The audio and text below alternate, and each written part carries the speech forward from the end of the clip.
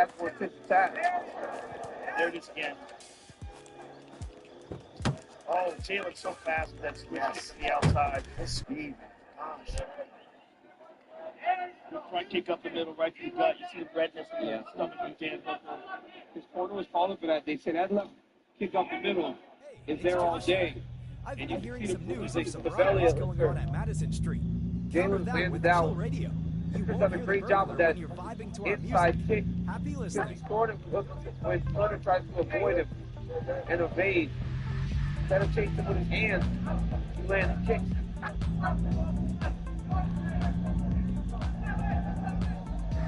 Oh. Like Turner was able to get Hooker's attention with that offering. DC, we haven't seen Hooker really try to wrestle all that much. Just one takedown attempt. What do you think he's thinking about that goal? He said that he thought he had the advantage, but it would have to come from him being in the clinch and dragging him to the ground. He saw him like, That left high kick.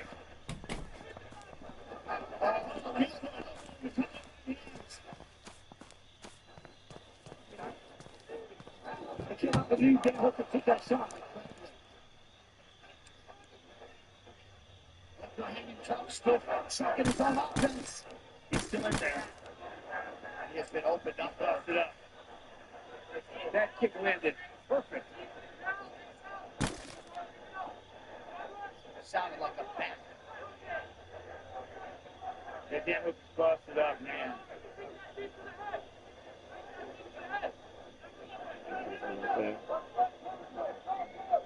Still 2 minutes here to go in round 2.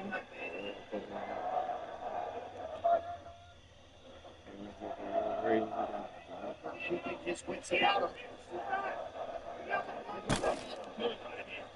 Jalen and slipped right out of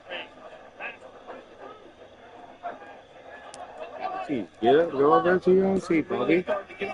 Nice shot. Setting up everything very well.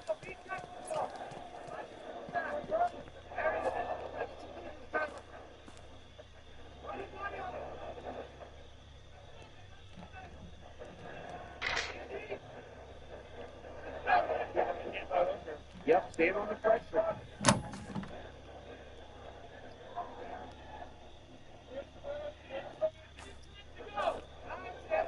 Nice sweep there by Turner. That's one area he spoke to Jalen about a long time ago. Fighting longer behind that jab. He said that's something that he had really been focused on in his training camps. Trying to be more cognizant of distance, being that he's so long and rangy for the weight class. In order for Hooker to close the range, though, he's got to move it right.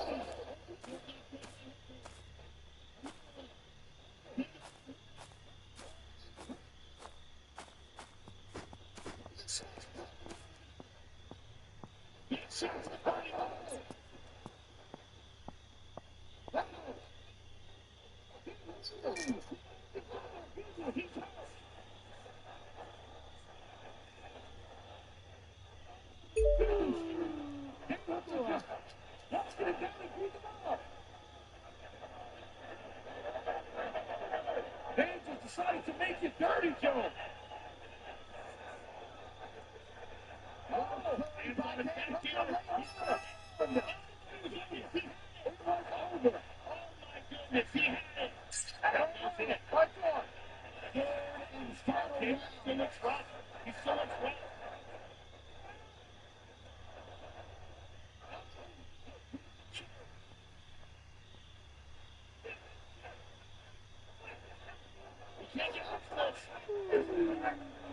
Jalen's going now, though.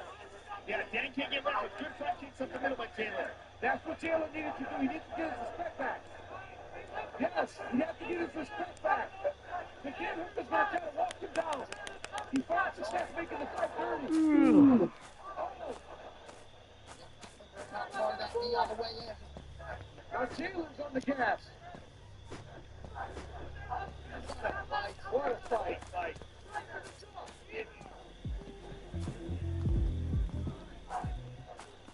And Hooker is busting up. Dan, social media post brought to you by Gumbo Mobile. slow demons with the all-new Vampire class. Red Knight coming to Pueblo Road on July 13th.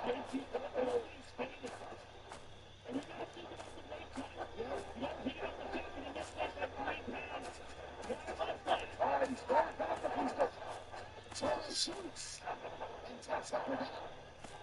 If that hooker gets knocked out, Jay's going to be in trouble. But if the center's on the bottom, then he'll get turned around and clean it. He's going to catch his breath. Damn, some bases. Very smart by Jalen Turner there. Hooker needs to push off with his feet. Yeah, that's easy. Jalen is very tired here. He may be hurt.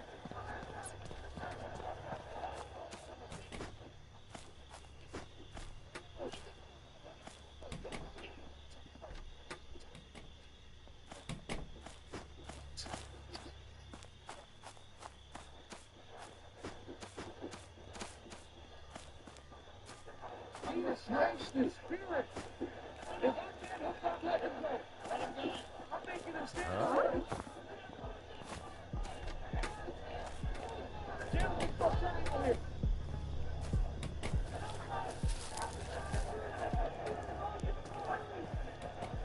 Eavesdrop on that hooker corner. The line will control the lead, but not telling him to get up there.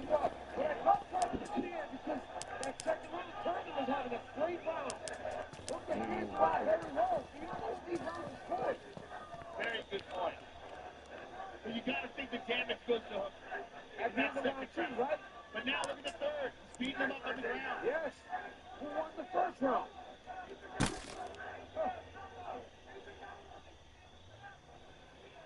Walks back in the head, Taylor. This is giving Jalen Turner a chance to Yep. rebound. Yes, it is. Give him a chance to recover. And if he does get back to his feet, Jalen Turner is going to empty the gas tank. But my goodness, Dan Hooker has shown so much toughness.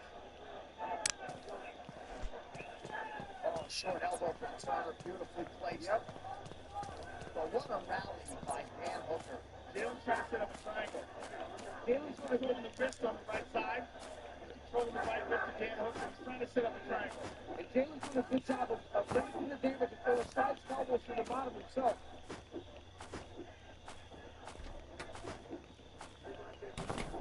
Well, I guess we know why the matchmakers put this fight back No, together. there's no talk.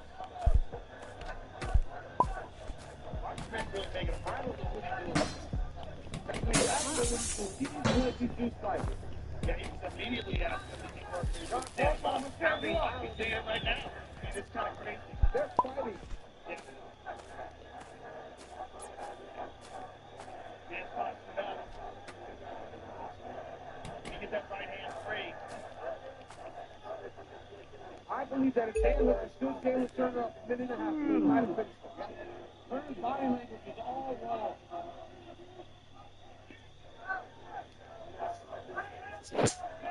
I know it's 35 seconds. Now you stay here. In the round. But Jalen Turner needs to get back to his feet and give himself one last opportunity to score. He's trying. Yeah, and he is. Now watch here comes Taylor.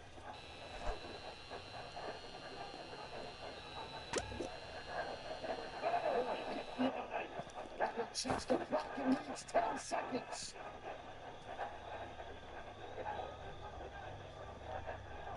Short left from Hooker late in the fight. What an absolute war! Jalen Turner culminates the debate. What a fight. Ladies and gentlemen, after 3 rounds, we go to the judges' scorecards for decision. Adelaide Burr scores the contest. 29-28, Turner. Derek clearly scores it. 29-28, Hooker. And Rob McCarthy scores the contest. 29-28 for the winner by split decision. Dan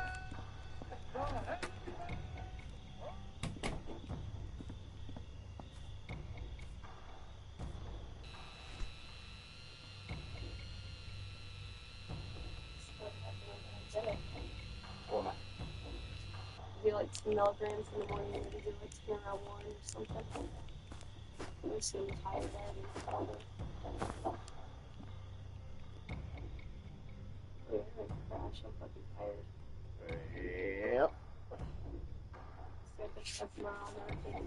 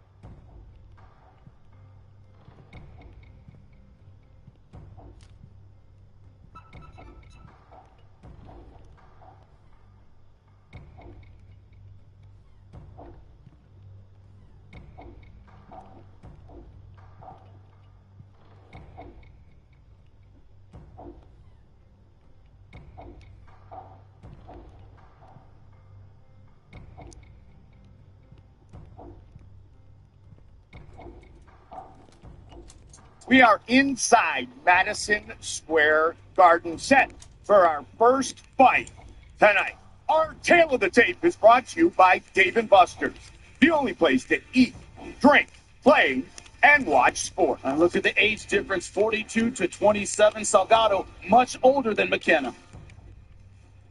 Here is Michael C. Williams with the official introductions. Ladies and gentlemen, good evening, and welcome to Madison Square Garden, the world's most famous arena. Tonight, Miller Lite presents Bellator MMA, where we kick off the prelims now with 3 5-minute rounds at 169 pounds. Introducing the blue corner first, at 5'10", weighing in 168.2 pounds. His professional record, 4-7-1. He fights out of Brooklyn, New York. Introducing John Greco Salgado. And across the cage, his adversary out of the red corner at 5'10", weighing in 168.8 pounds. As a professional early on, he stands at 0-1. He fights out of New York, New York, presenting Hugh McKenna. In charge of the action, referee Dan Mergliata. So Dan Mergliata, our referee, as John Salgado and Hugh McKenna get us started inside the Mecca. All right, you ready, sir? You ready, sir? Let's go, fight. Salgado with the blue gloves, McKenna with the red gloves, and Julio. Salgado, the southpaw, and McKenna with the first kick. The theme we're going to see a lot tonight is nerves. How do they control it? These guys are early in their careers, fighting at Madison Square Garden, big lights. The fighter who's relaxed is the guy who has the advantage. Second professional fight for Hugh McKenna, fighting in his backyard. So much focus, Jimmy, goes on Bellator 180 in the pay-per-view, but this is special as well for these two young men. The reason is every fight is an audition. When you're making your way up, every fight is an audition. You want the coach to remember you. You want to get back here again. Let's see who really engages first here. McKenna's the one so far taking the center, trying to keep Salgado on the outside, but Salgado doing a good job of sticking and moving. He's not staying in one place.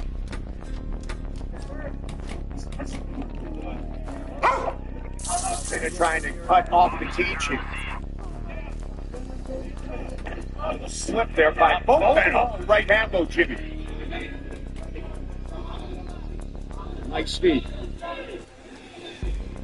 And again, remember now, put that hands to the ground naked and save you. A lot of controversy around that recently. McKenna trying to establish a clinch here. Good job done so far. A couple of knees land. This is part of McKenna's strategy. Always kept Salgado against the fence. This. You and I should get in there. Let's go. Let's go. Time to go. You can't stop this. Let's go. You can't stop this.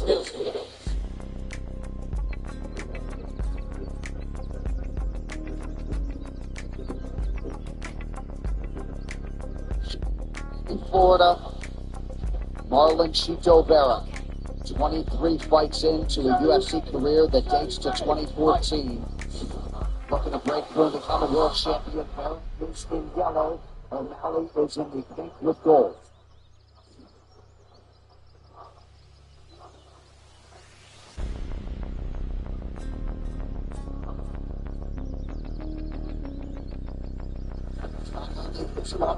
This division's most accomplished finisher historically. Has never been put away. 22 UFC fights coming in. You can argue he has never faced a sniper quite like Sean O'Malley. But yet he has. Jose Aldo is Corey Sanders. And Sean O'Malley. Well, there you go. There you go. I say correct. I was waiting. I was just kind of waiting outside. That's funny. Oh, man. We have the best job in the world. It's a great friend, great fight. Oh, spinning back kick to the body. O'Malley suggested that he gets calmer as these fights get bigger. And Chito has done a good job of getting better as the fights go longer.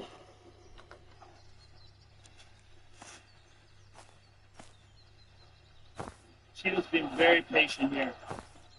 Not opening up, looking for reads. Good low kick by Sean. That's his MO. He doesn't. He usually tries to take around the build. You know, it's a real boxing approach. You see some of the best boxers in the world lose round one constantly because they barely do anything. That's Chito Vera. He gets the speed, he gets the timing, and then he starts to go to work. Unbelievable. And very rarely has that ultimately cost him. Wow.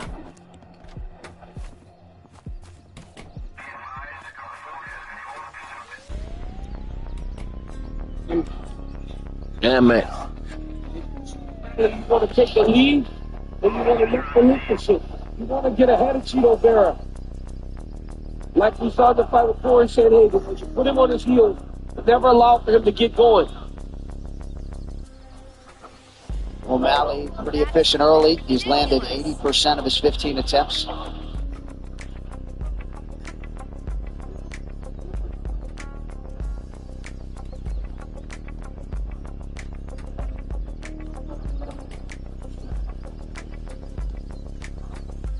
Oh, beautiful straight left.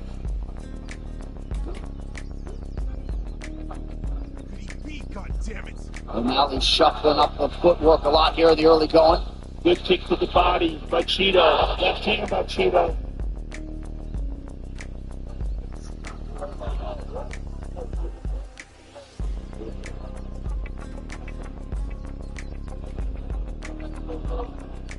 Not committing to that lead leg attack early on.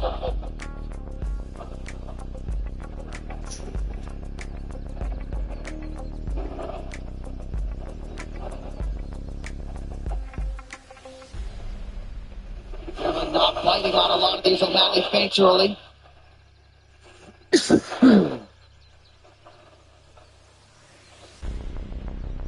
Good vision there defensively by Sean, and now he attacks the body.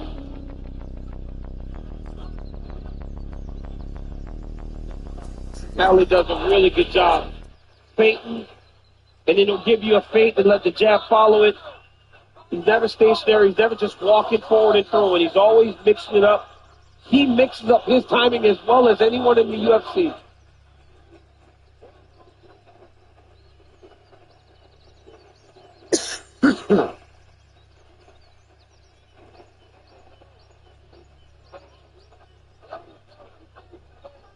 We heard Jason Perillo talk about smothering the speed of Sean O'Malley. Chito trying to work his way inside. Good body shot by the champion. Another one. I mean, the champ looks really good in round one. He's doing such a good job of switching spots. Yeah. Good kick to the body.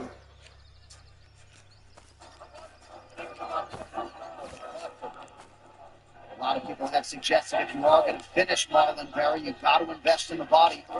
O'Malley has certainly done that in round one. There it is again. You can tell that's a very big part of the game plan. Body work by Sean O'Malley.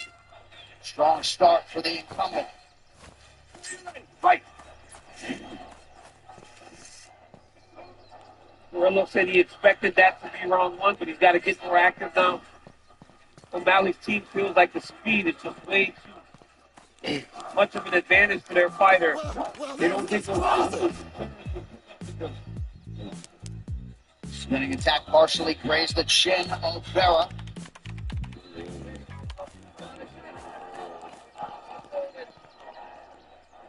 Marlon's got to do something significant unless he's going to be behind in the scorecards and have to play catch up, in which case he's going to have to chase Sean, which makes it much more dangerous.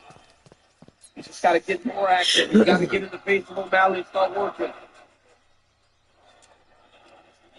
You can't just shell up when O'Malley comes at him either. He's got to offer some offense, some form of a counter that stops Sean in his tracks.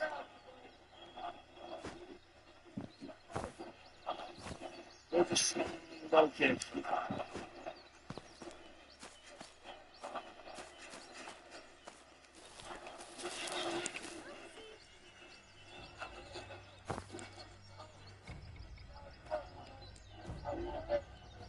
Well, that's a weapon that Sean O'Malley's going to have to deal with throughout this championship reign, however long it lasts. Cheeto goes high, O'Malley raises the guard. Nice snipe to the body by O'Malley, now goes up top.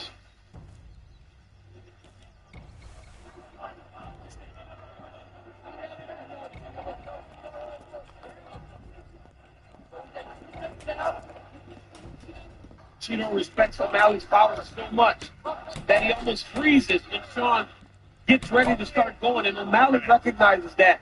So he continues to give him feints to keep him on the defensive. Well, he's looking for openings to counter that just aren't there when O'Malley comes in. Because he comes in and then he's out before Cheeto gets a chance to fire back. That low kick was solid. He needs more of those. There's a body kick. Kicks will help him at a distance. O'Malley able to split that guard with the right hand. Vera a little bit wide-eyed here.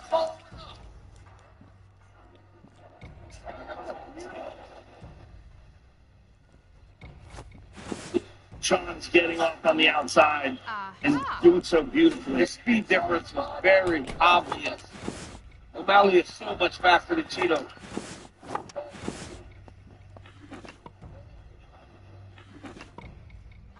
Fighters exchange body kicks there. Cheeto with a flurry. Beautiful 1-2 by the champ. Another. Vera's going to have to throw in between the combinations of O'Malley. When O'Malley is in the process of throwing those strikes, he's got to throw with them. He cannot wait for O'Malley to finish before he starts to throw. He's not fast enough to keep up with Sean. O'Malley did a great job at checking the low kick just a few seconds ago. And that's one of the things that has to be a factor in this fight, considering the result of the first fight. It had to be a part of their strategy to make sure that doesn't happen again.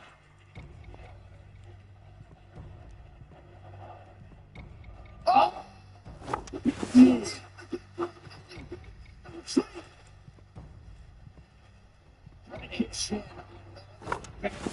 It didn't even rock it. Ran it.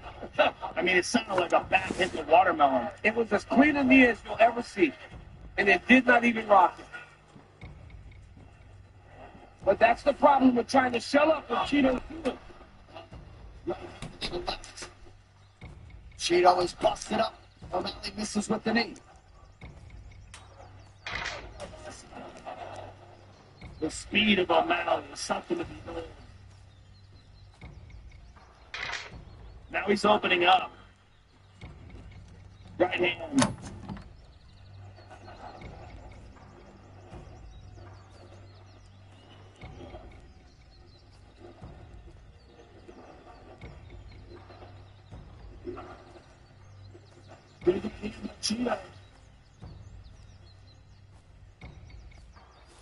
Cheeto has a massive welt underneath. And that kick is not going to help matters. Waning seconds of round two. O'Malley back to work to the body. Beautiful jab on the right hand. O'Malley's fighting really, really well right now.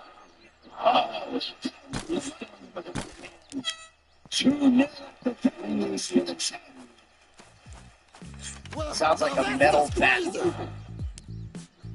Round three. They say when a guy has a chin like that, to knock him out, it takes a kick or a knee. Oh, he just ate that knee. Let's see if Sean O'Malley can put enough punches together to get this guy out of here. I would love to see Cheeto throw more of those. Yeah, attack those legs. Yeah, Jason Williams, you got to go boxer now. Here's a position too. Another leg, another right here.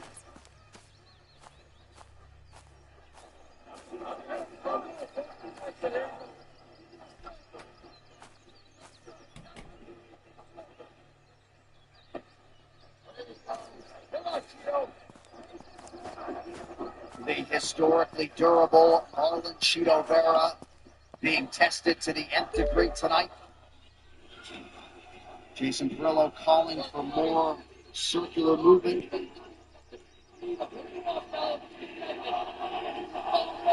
Sean O'Malley at his sniping best here early, landing nearly 60% of his strikes. Cheeto's showing up even when Sean closes in like that.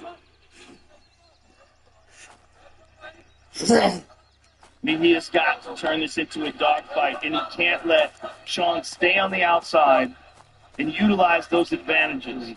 Sean is so good in terms of setting up his opponents, throwing shots only where they're going to land. Watch here now. When Cheeto starts to shell, he's just going to go to the body. He never wastes action.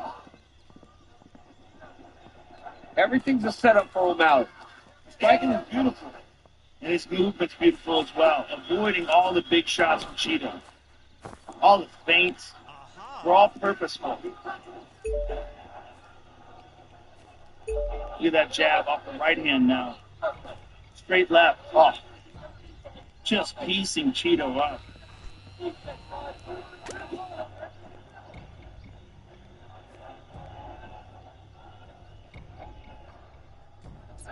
Cheeto needs more of those. And Sean returns. Yeah, O'Malley has answered nearly every Vera connection with one of his own.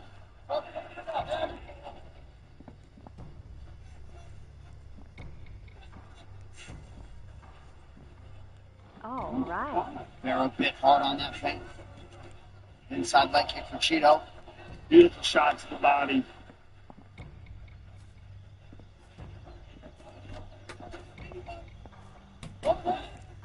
And now Cheeto's starting to get swollen over the right eye from all the jabs of O'Malley. And that cheek injury.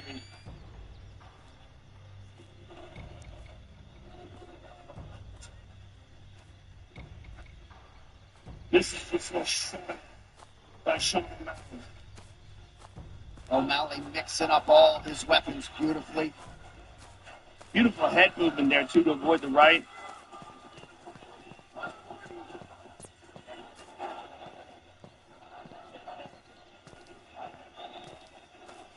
And the thing about O'Malley is, Joe, he will get you moving with his shoulders and his face, his eyes, even his eyes. He'll look down at your legs, make you react low. It's just everything's moving with a purpose right now. And he's got Cheeto behind. And that's one of the issues with being a guy that essentially gives up round number one. Right. Because what if you can't get it going once that guy's already found his flow? 1 minute here to go, round three. Coach Dean Thomas, talk to us.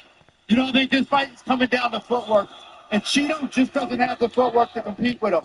I mean, really, it doesn't matter how strong you are, how good of a fighter you are, you have to have basic footwork patterns, and Cheeto just doesn't have them, and that's why Sean is running away with this. Cheeto's kind of standing, and O'Malley's just moving all around him. Oh. O'Malley loads up on the right hand. He does not miss. Now another knee for good measure. And as durable as Cheeto is, you've got to wonder how many of these he can take before it all falls apart. Enough for this. That's what he needs to start doing. Just fight. Cheeto's got to just fight at this point. You got to take some chances like that. You got to take some chances. If you're Vera, sure you're going to take some shots. You're going to get hit. But you got to take chances.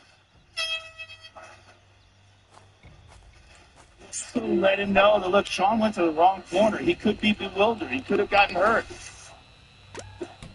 He told him when Sean starts to go, through with him. Don't wait. Don't shell up and wait. That's how O'Malley gets going. He needs more of this.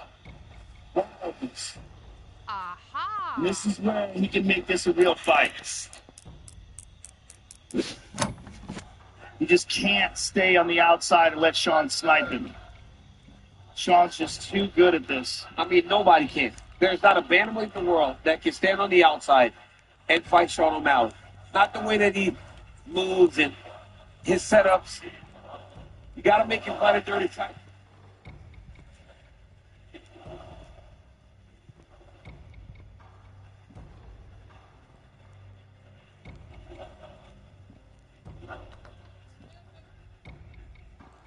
Bear attacks the body. O'Malley saw it coming. Nice stick and move by the champion there.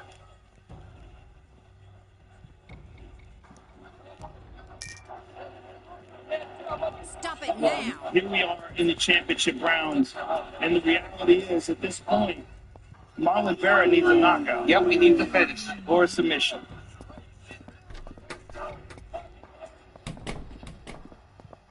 Oh. He needs to make it dirty, just like this. Should have did this earlier. This is the fight.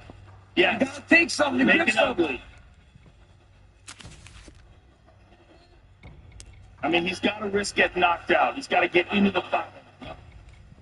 Left hand lands sharply for O'Malley. Inside leg kick for Vera. Pretty good combo for Cheeto. Missed on the knee to punctuate. He had the jab there. Nice jab by Cheeto.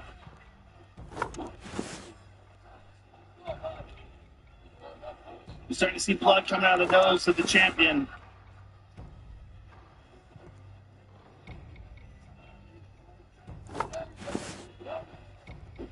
Beautiful trip by the champion, but just awareness there.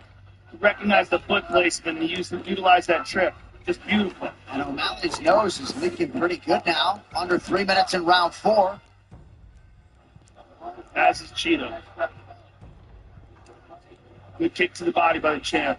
When Cheeto can go forward and pressure, he finds success. He's landed it. Look at that right here. He's just got to make it like that. He's got to make it in a dogfight. Sean's leaking bad now. His mouth is wide open as well. He's got to go forward if you're Marlon Vera. You can't back up. At all, and he can't shell up either. He's got to empty. He's got to empty the tank. He's also shown that he can take Sean's best shots. Oh. Some evasiveness there by O'Malley. Under 2 minutes here, round 4. Certainly Cheeto's best round thus far. Unquestionable. He's turning it into a dogfight now at least, but still Sean's winning. I think Sean's activity, he's just doing much more than Cheeto. Cheeto needs to be more active. Toss it to the wind and just go to work. Like, he was landing, but now O'Malley's thrown probably 10, 12 shots, and he has not returned yet.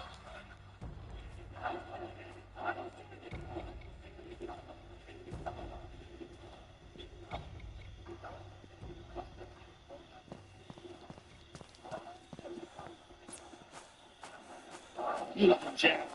Kick to the body. Just the output, the volume by the champion. Tremendous. Cheeto connected there.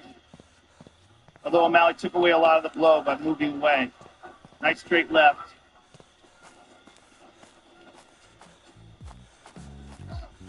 Merry freaking Christmas!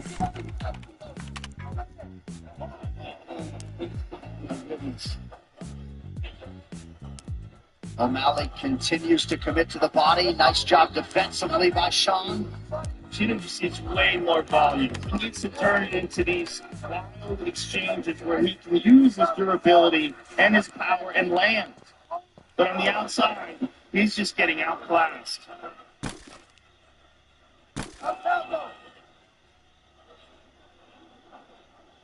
Because O'Malley just fights behind his jab. Everything starts with a jab. Cheeto connected there a little bit. Beautiful left hook there by Vera.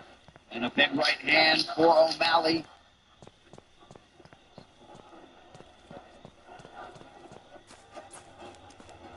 Good low kick by Cheeto. 20 minutes down, 5 to go. To his long-time training partner and student, Sean O'Malley, got to manage risk here, seemingly up 4-0. And great advice from Jason Perillo to empty the tank.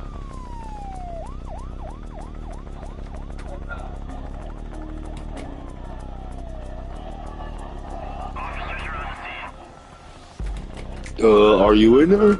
And if you're Vera, trying to realize a world title with a late finish, got to throw caution to the wind. 30 seconds have already gone off the clock.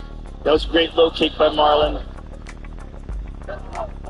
But the low kicks were not. Oh, beautiful. Oh, he hurt. He heard. Yeah, he's hurt. He heard him. That hurt Cheeto. O'Malley not sitting on this lead. Nice attack to the body. Oh, he got him in the eye. His eye split. The left eye split.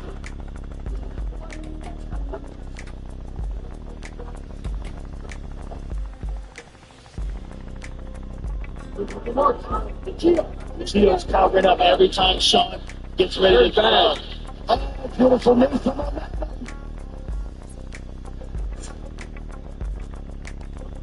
This is a master class. Yeah, it really is. Just a beautiful job. Oh, distance, sniping, I'm disappointed. fainting, everything. Everything is just beautiful tonight by the champion.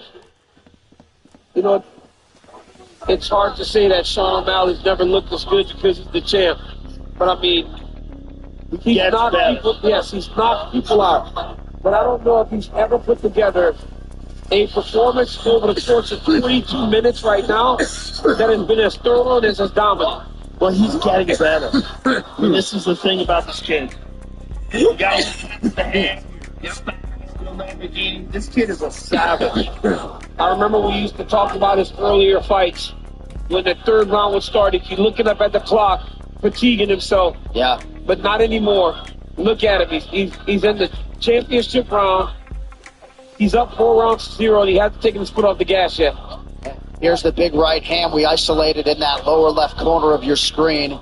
I'm not sure Cheeto can really see out of that left eye. He keeps blinking it out. But showcasing all the heart and will we have come to expect from the Ecuadorian. And I think you tip your hat to the fact that we're in an arena full of people, 20,000 people for a bantamweight title fight at the top of the card. Yeah. Not many bantamweights have been able to headline a fight card in the market like this. Connection by Vera, excuse me, champ. And be this successful. Still time, 2 minutes to go. I remember when McGregor started to headline cards and sell out arenas at 145, it was the same thing. I've never seen a small guy command a city like Connor did, but I feel like we're seeing with Sean O'Malley, people come out. And what valuable championship experience accrued by Sean O'Malley tonight to fight 5 rounds with this type of output and pace. He's thrown 310 strikes and counting. Oh. He's just doing a brilliant job of finding openings. Oh, beautiful spinning kick to the body.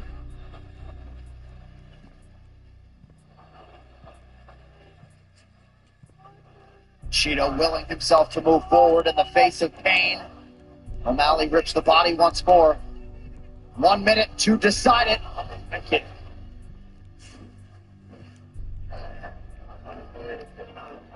Left hand.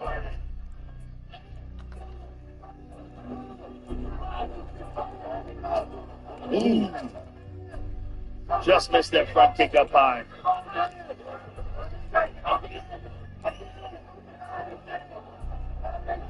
Oh, big knee by Cheeto.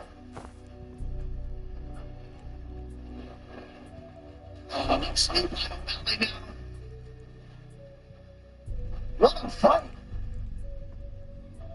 I mean, Cheeto's trying to go on his shield. He's doing his very best.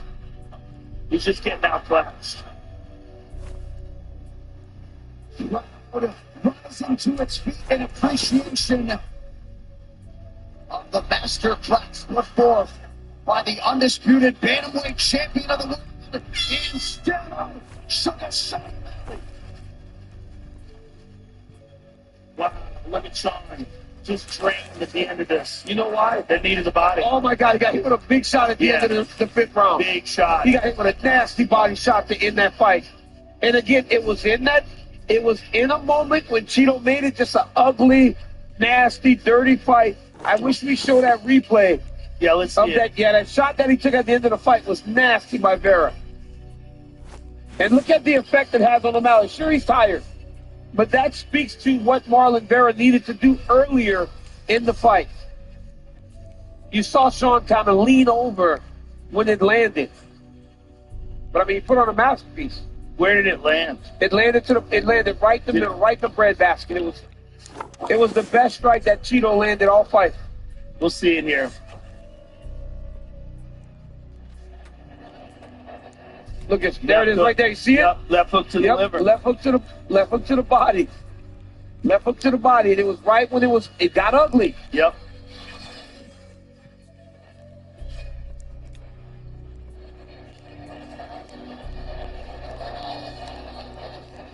You know, early in the fight, massive knee landed by the champion. You know, fade back right hand lands for the champ as Cheeto crashes in, knocks him down to one knee. Straight left hand by Sugar Sean O'Malley. Here's a combo to the body there. Little jab and a left hand around the corner. Another right hand straight down the middle. Lands on Marlon Vera. Fourth round was Cheeto's best round. He found success there by just attacking Sean O'Malley and making him fight. Beautiful jab here by Cheeto. Getting to the clinch. Got a couple dirty boxing shots off. O'Malley with a jab, 1-2.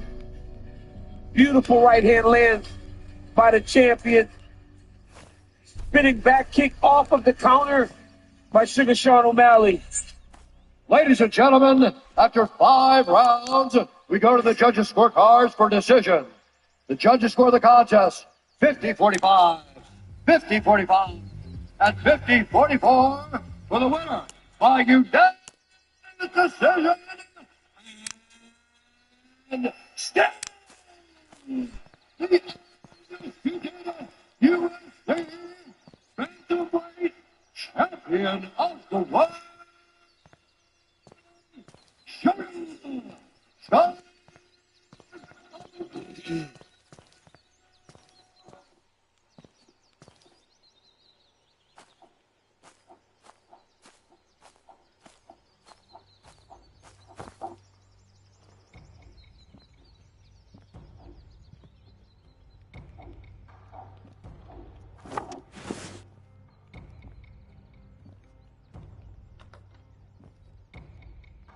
Ladies and gentlemen, good evening and welcome to Mohegan Sun Arena as we kick off the night here, prelims on Bellator.com, and we get it underway with 3 5-minute rounds in the heavyweight division. Introducing the blue corner first at 6'1", weighing in 220 pounds even. Tonight, in his professional debut, he fights out of Steubenville, Ohio, Bronco Newson. And across the cage, fighting out of the red corner at 6'2", weighing in 244.5 pounds as a professional. Early on, he stands undefeated at 2-0. He fights out of Phoenix, Arizona, hailing originally from Portland. You thinking what I'm thinking? Let's go!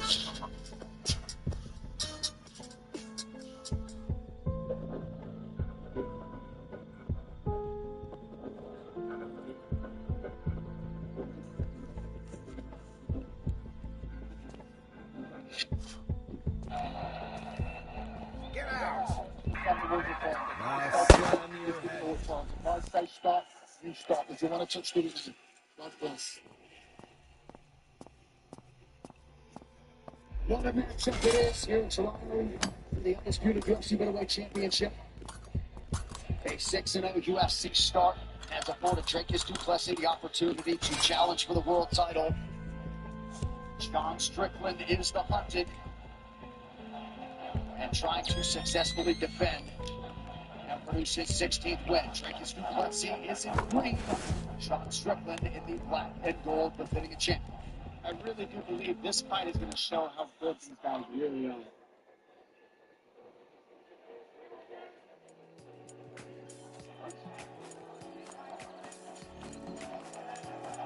That's what he always does. He starts the legs and connects his hands to the legs. He's calm.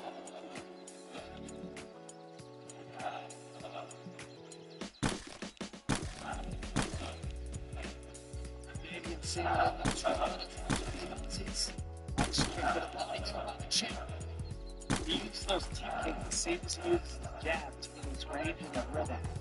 He keeps things right where he wants to, from the team kick to the inside kick to the jab. Those are his range fighters, Strickland. When he keeps the range, he forces you to work your way inside him.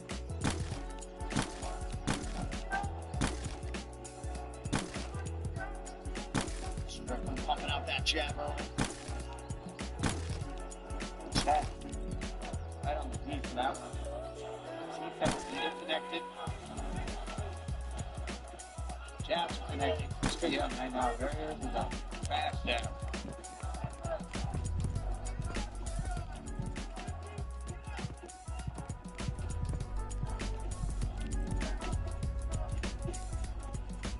Public opinion seemed to suggest pre-fight that if Strickland could weather an early storm, a long fight would favor him. Dricus du Plessis has never fought into a fourth round in his UFC career or previous fights in MMA.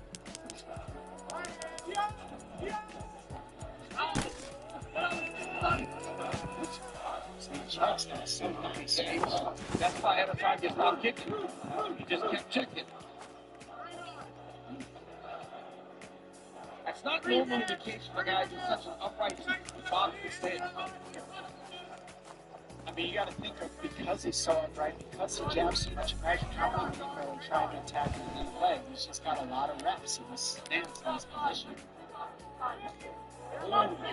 That's his best kick. He knows that down kick. And usually attacks the count kick first to step that up, and he goes high later on. But Strickland's just stopping the count.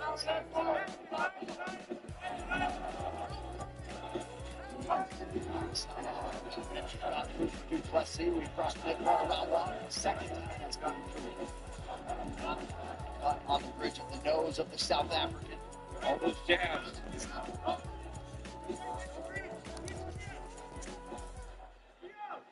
It's just a long laser off that jab. He just, once he beats that hand fight, he goes right through it there. Good job defensively there by Strickland. Notice every time Strickland starts to go backwards, though, he lifts his shoulder. And he checked another one. He checked every one so far. I think du Plessis has got to be a little bit more straight with his jab. He's got to start to throw the jab with the jab, not that. The overhand right, Sean does a good job of hiding behind his shoulder. He's got to jab with it. More and more of those kicks.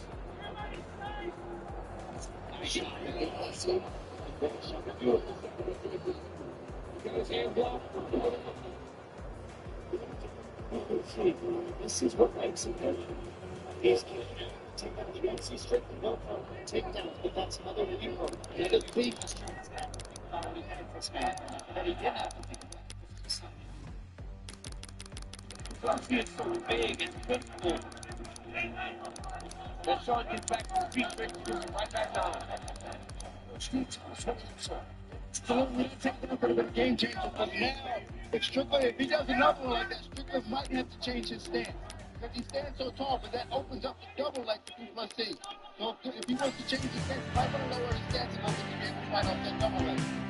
Big welt underneath the right eye of du Plessis, and despite the 2 takedowns, just about 19 seconds of ground time for du Plessis. So Good sign for Strickland getting up right quickly. That jab is eating him up, man. What's crazy about that jab is he's usually going to use a lot of jabs against the southpaw. That kick, though, of Duplessis is real nice. Yeah.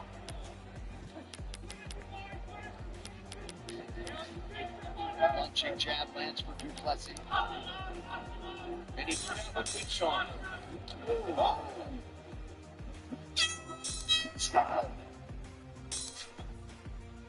To get the list of all the corner men and women before the fights, Alex Pereira was not initially on the corner sheet for Sean Strickland. The light heavyweight champion is in the corner of the middleweight champion tonight, Toronto.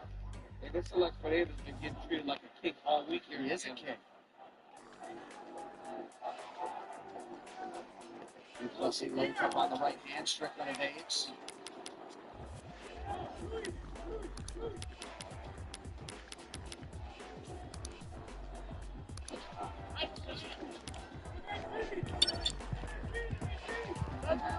Strickland does a great job of checking kicks, man. Defensively all around. You can only throw so many before you don't feel like that when you're giving somebody else shit every time.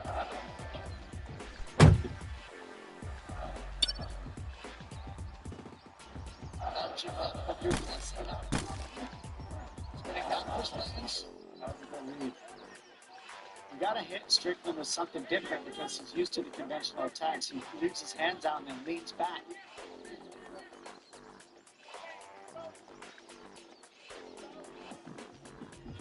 The two kick is very nice. That's landing a lot. That does a lot more damage than it looks like when it touches you in the gut like that. Duplessis knew that he couldn't let Strickland walk him to the back of the octagon.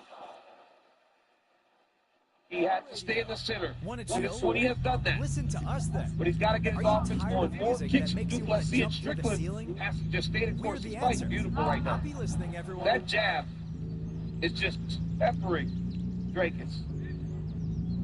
There's the feints. Drakus said, I have to feint. I have to react to the feints, and then I can maybe land my kicks and my punches. So you saw him doubling up on the feints, and that's what's going to help him with dealing with Strickland's jab. He's got to pull it out by feints.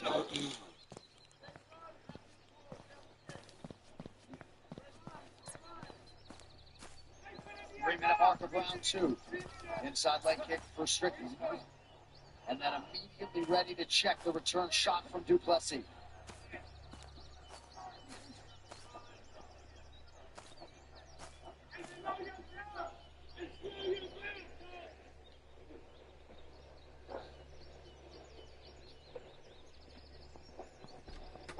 Strickland spars late in the training camp. Looked like Duplessis landed a leg kick there. But just so comfortable in combat. Because Sean Strickland's leaning back now to evade the strikes of Duplessis, when he blitzes, he's thinking about level changing into a double leg. Strickland's hips are there for him to attack. That's how he got the first one. Yeah. And that's also how Pereira landed the left hook because Strickland leans back. That's where the left hook leads. Strickland just checked the inside kick with the back leg. That's fair too. You see that a lot. It's just good leg defense there. Duplessis loads up on a left hand again out of range. Body shots are both there though. I think that's the key for Duplessis. Yes. Keep working the body to set up the shots because he leans back and his hands are high. He doesn't really guard his body too much. The head moves, but the body's there to be hit. Yeah. Aha!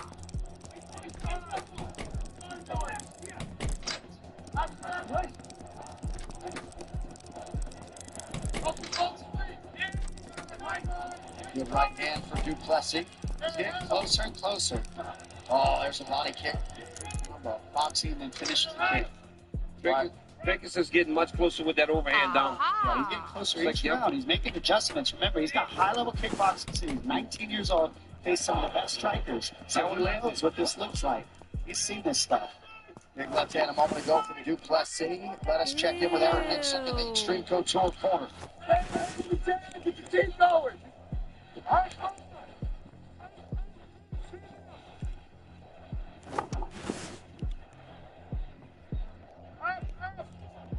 That was a takedown by Duplessis. Grabbed the high crotch. Backed him down, put him down. Don't let him circle the back. Step up. that left hook of Duplessis. You made that adjustment. You said that. Waited for the lean on the punches and shot.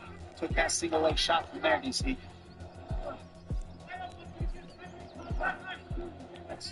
You hear that? That lands bone on bone.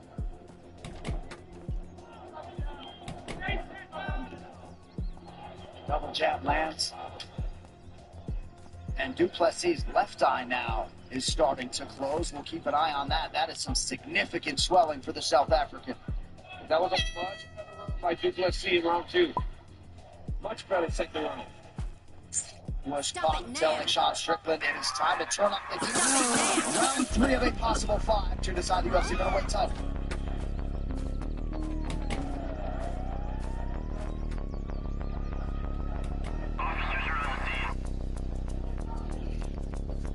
The one thing that's way different for Duplessis so far is he hasn't landed any low kicks like he usually does to set up his hands. So now he's forced to throw body kicks or high kicks. It's the third time that's landed for him.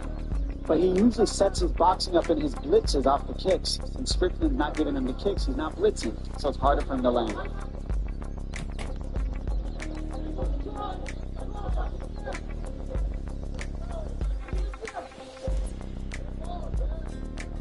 What a waste of time.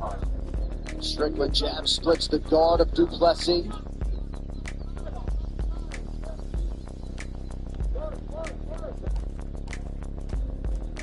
Duplessis in perpetual forward motion. Nice low leg kick there, so it appeared. Followed it up with the right hand up top. Yeah, DDP is doing a great job not staying on the back foot, following his game plan, consistently attacking the legs even though he's getting checked, and just keeping the momentum forward, keeping Strickland on his heel. You have to do this to Strickland. If you let Strickland start moving forward, he gets ahead fast. Duplessis is constantly the one that's advancing.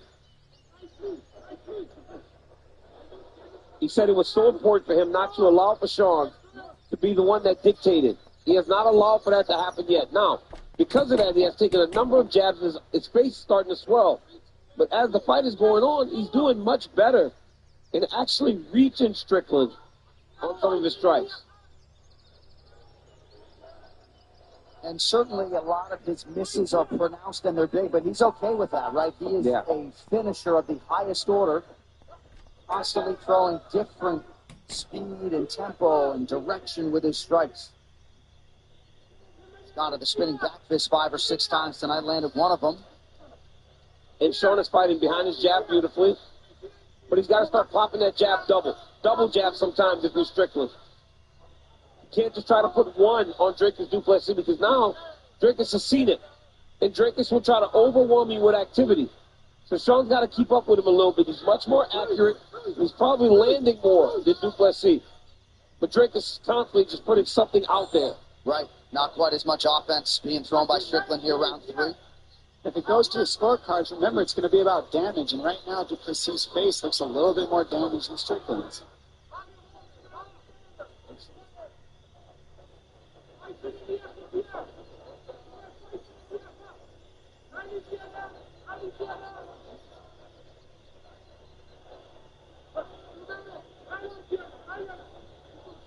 Under 2 minutes to go. Duplessis drops down and lands a left hand.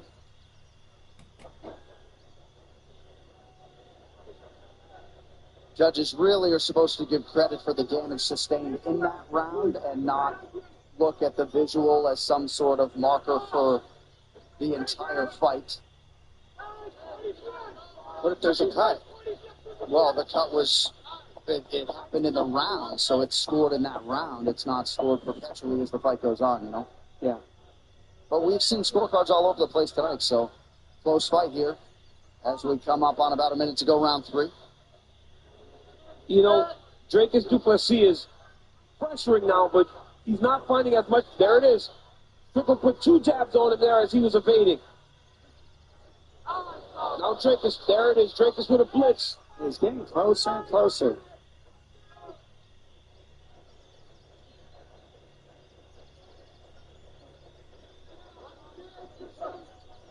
Little bit of a telegraph there with that high kick.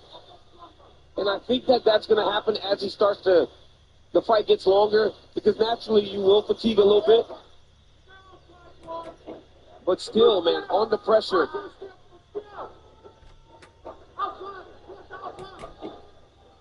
And John, I mean, Drake has talked about his nose getting fixed. Yeah. His cardio looks fantastic. It really does. Should it really be just one thing like that? No, it's not all that. He actually was somewhat dismissive of that as this overwhelming angle to his improved cardio, but he's 15 seconds away from realizing a 4th round for the first time as an MMA pro here in his 23rd pro fight. Looks pretty fresh here. And these are very close rounds. It did appear as though Strickland's pace waned in that 3rd round. Oh, nice left hook there by Sean. While we have arrived at the championship rounds, the Duplessis corner suggesting that Strickland is a little bit fatigued. The mid-round visuals perhaps would suggest otherwise, but Duplessis certainly would appear to have a lot of energy. You might have heard the corner suggest a possible takedown if the opportunity presents itself. And, you know, the corner saying that he's tired, but they've been saying that since round 1. But the Strickland corner wants him to pick it up. They think that he can actually drown Drake is now that we're getting into the championship rounds. Because he keeps such a good pace with just jabbing and letting Duplessis use his oxygen by keeping offensive and then just not using better defense to stay safe. And in the second 2 rounds, we'll see if he can keep the pace up. That's a big overhand. That overhand's getting closer and closer. You heard Eric Nixon say, I don't like that round. Yeah. He did not like round 3 from Sean Strickland. He wants more activity from him. That was a nice elbow that I think it cut him. I thought it might have been the right hand prior, but you could be right. Strickland takedown defense held up there. Nice. Very nice elbow at the end of that combo. Oh. Right hand got the South African's attention.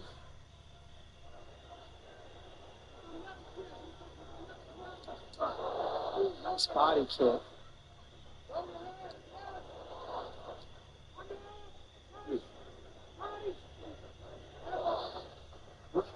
Finding its mark in round 4 for Strickland.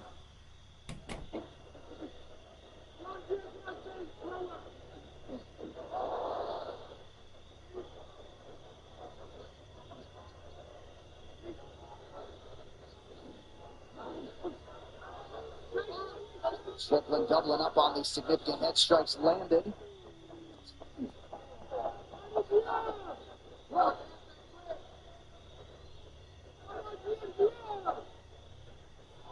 Duplessis switching up his stances constantly, coming up on 3 minutes here to go, round 4. He switches stance to try to find the openings. It makes it harder to hit him with the big shots because it's always a different look. Duplessis.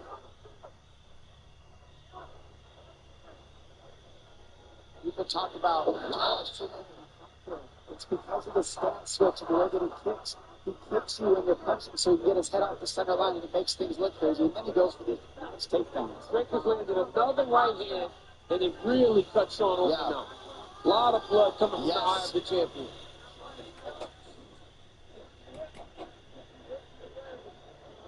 So now both of them are pretty beat up in the face. Strickland really leaking now, looking back left eye.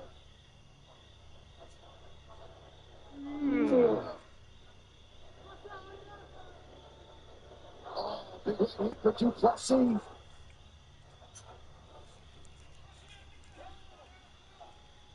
What a fight as advertised. The blitzes are starting to happen. He's finally able to blitz forward a little bit on the angle. Oh! That kick got through. And now the right hand is landing on the left side of the champion's face.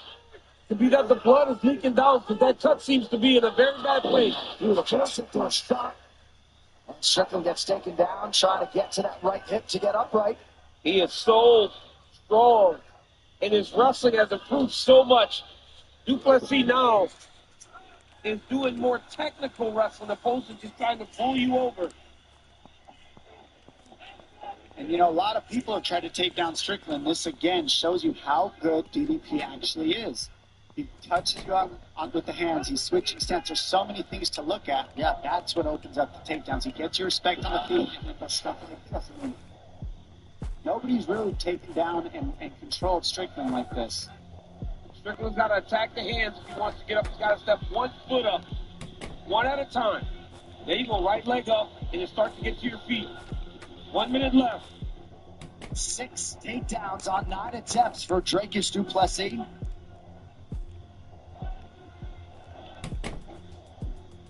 Certainly proving that his style can extend into championship rounds.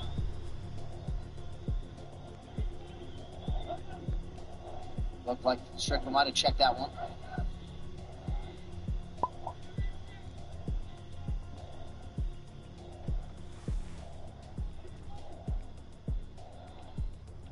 du Plessis loads up, misses twice, but continuing to fire offense Strickland's way. Watching all different angles. Great check.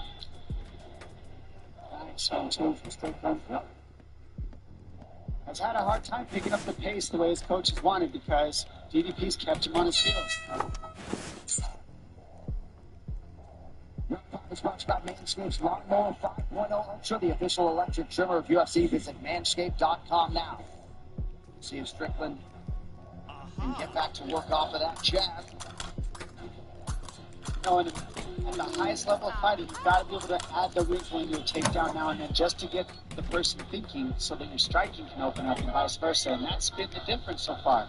The takedown offense DDP mixed into the striking is what's really made a difference to keep Strickland guessing. The first round was bad for Dracus du Plessis. He has made adjustments constantly. Yeah. In round 2 to 3 to 4, that has allowed him to possibly be up 3 to 1.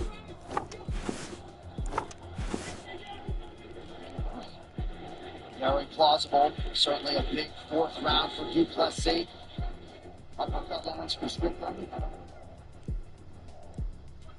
2 to 2 or 3-1, but John, if you're Sean Strickland, you're hoping it's 2 to 2. Right. Because I lean more towards 3 to 1 du Plessis. Certainly gave him rounds 3 and 4. It seems like line the scorecards out there. Even round 2.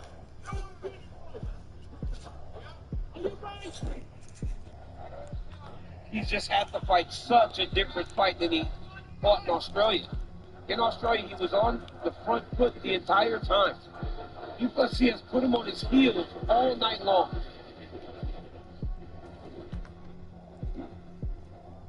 Nice right hit there by Sean. 1-2 from du Plessis, who appears to have turned the crowd in his favor. You gotta think somewhere in the world Israel Adesanya is watching the festivities intently. Nice leg kick low by du Plessis. That's a great kick. That's landed at least 4 times. And Strickland eats it, but it's landing right with the foot, right with the top of the foot. So lands for Strickland. Could come down to the final 3 minutes. You heard Eric Dixon tell his guy he needs this round. And Sean Strickland is trying to give it to him right now. He is fighting a much more purposeful round 5.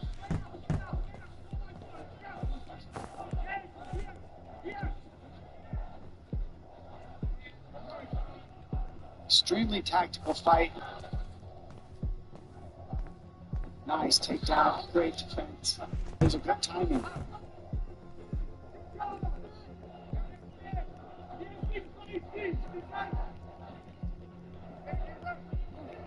Strickland jabs his way forward.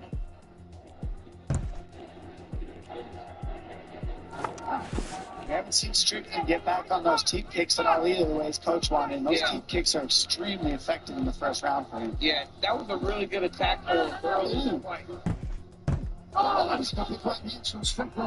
And when he starts letting that right hand go, it's dangerous, Strickland, because that jab has just been setting it up the whole fight. The DDP now because of that right hand. Strickland. Well, perhaps the myriad naysayers who continue to knock the cardio of Still Knox will acknowledge his relative freshness here with about 90 seconds to go in round 5 of the world title fight.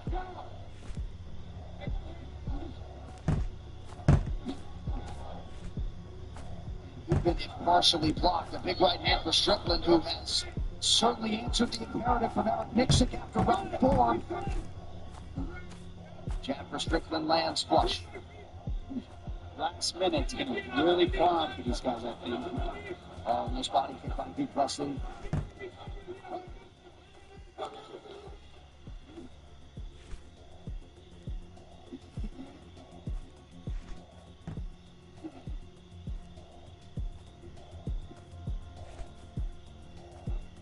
Some technical battles from these champions. Jab by Duplessis.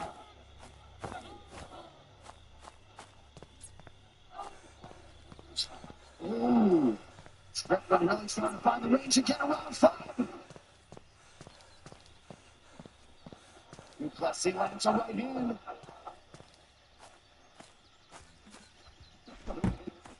He starts crowding it instead of down the middle on his grounding. Why then?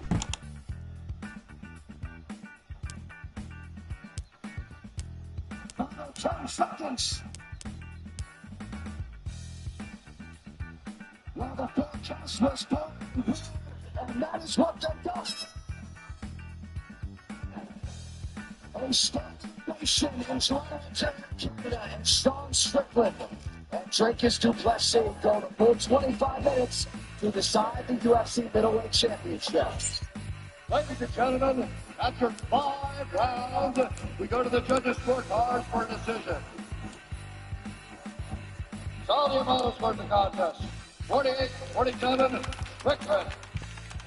Eric Cohen 48-47, Duplessis. And Derek Burley scores the contest.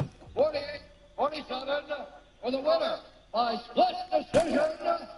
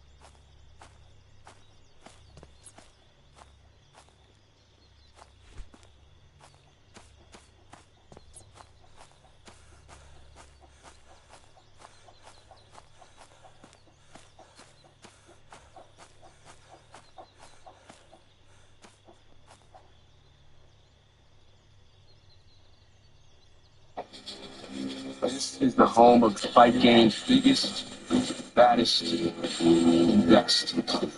This is for the real ones.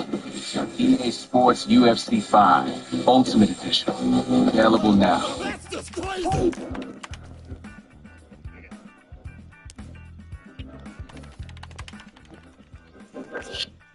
Title fight tonight. Robert Whittaker with the nation on his shoulders, trying to come through. He is in the blue trunks. Yoel Romero in red. The fight clock is brought to you by Budweiser. This Bud's for you.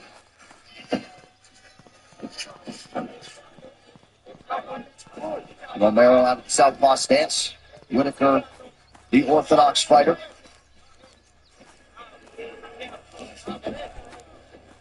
Romero does a lot of weird stuff. He lulls you into a false sense of security with slow motion sometimes. And you're seeing it here. Just kind of feels you out, sees where you are. But when he explodes, it's shocking. So unpredictable. A lot of guys underestimate the punching power of Whittaker. You know, a lot of his punches are short and they're crisp. But man, as he's shown time and time again, he lays people out with them. Whittaker less than 3 months removed from the flip there for Robert. Less than 3 months removed from that win over Jacare Souza that set up this championship opportunity tonight.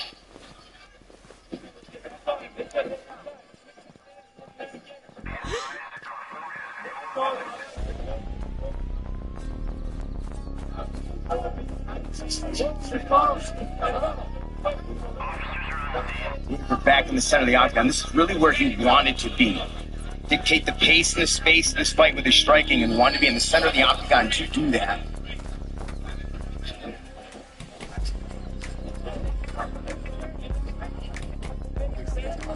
Whitaker really wasn't concerned about 5 rounds tonight. Looked like Romero landed a kick to the body.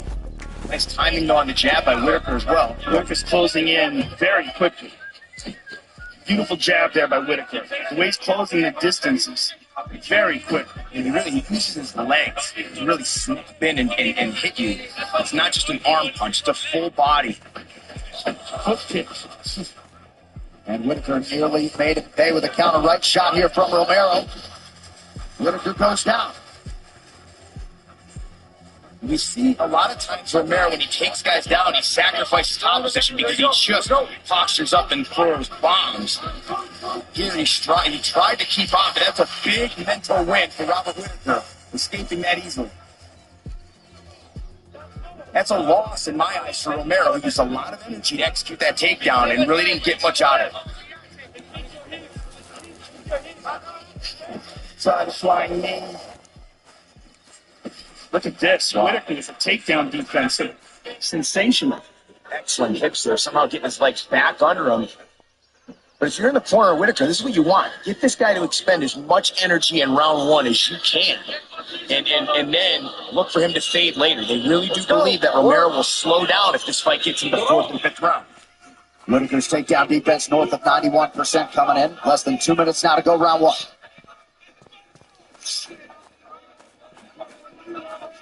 Whitaker wasn't too concerned about 5 rounds versus 3 tonight. He feels like the gas tank is really dependent upon who dictates the fight. Nice work, reaching across the head, getting his back off the fence.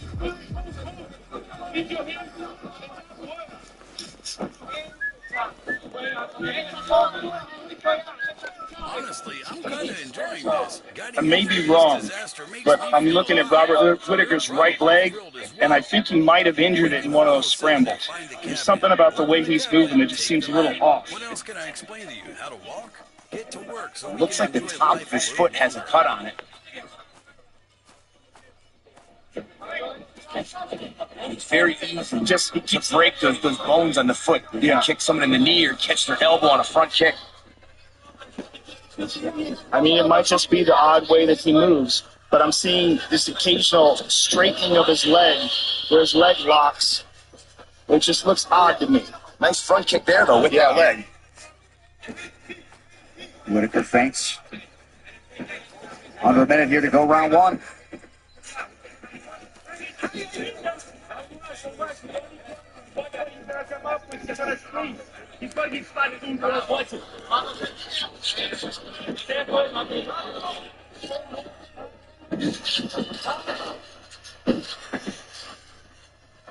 Nice job by Whitaker to use the whizzer and get back to his feet. 20 seconds here in round 1. Amazing takedown defense by Whitaker. Amazing. Not an easy round to score, though. Ooh. Powerful inside leg kick. Just flicked him.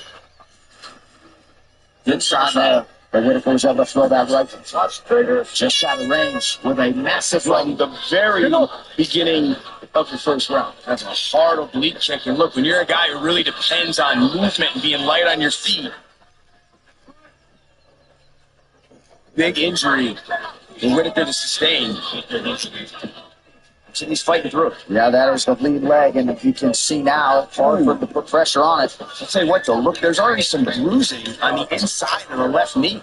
Yeah, that was from an inside leg kick that Romero landed towards the end of the round. Yep.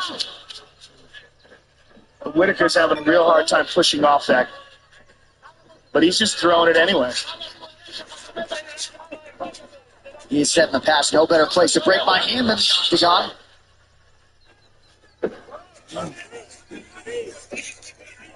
He's getting it out of the way really quick now. Look at the way he stepped there. It was very awkward. Yeah. It doesn't look like Romero realized it yet, though. I don't know how his corner isn't seeing it.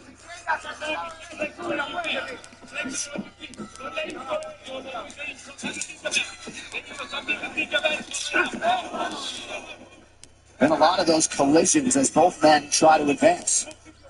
Looked like Whitaker ate a knee to the chest, though. Beautiful level change from Romero. Let's see if we get some time here, though. Stay heavy.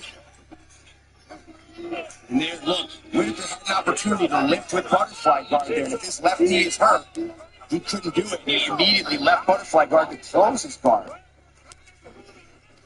Not something I would do if I wanted to get Romero off of me. But if your knee is trashed, like you said, man, you never hard to lift it. Yeah, if his knee is trashed, it's going to be very hard to keep weight on it as he's trying to get back up to his feet and use it in awkward angles. He might just try to hold on here for Big John standing back up. Yep. And it seems like that's what he's doing here. To this point, Romero staying active and out under 3 minutes here in round 2. I can see Big John sending up those shortly. And the big thing, too, though, is we've seen some vicious ground come from Romero in the past. He's avoiding a lot of that as well. Now Romero's up.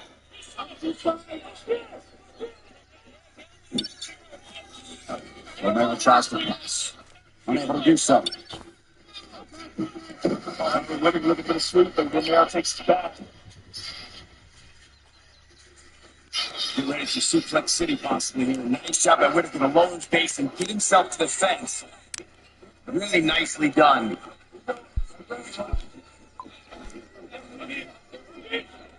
Yoel still with control of the body. And lands a knee now. Tries to kick the legs out from underneath Whitaker. Not happening.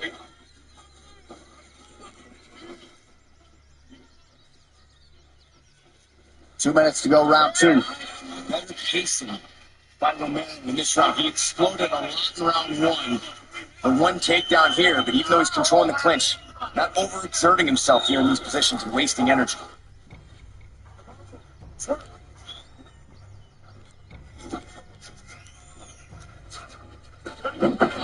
Beautiful trip. But Whitaker backs up to his feet, turning into Romero. That'll sap a lot of energy from your legs. Constantly having to stand back up, tight waist and rotate through and pummel.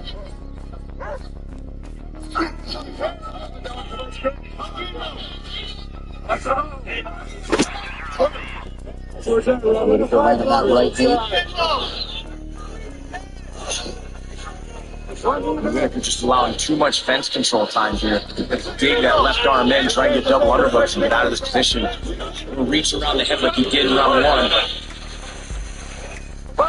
So John McCarthy not seeing enough action. Back to the center. Less than a minute to go here in this second round of a possible 5. Romero 2 for 5 on his takedown attempts thus far. You see him. He tried to hide the wobble with that punch. Whitaker showing off a pretty good chin there after a good right hand from Romero.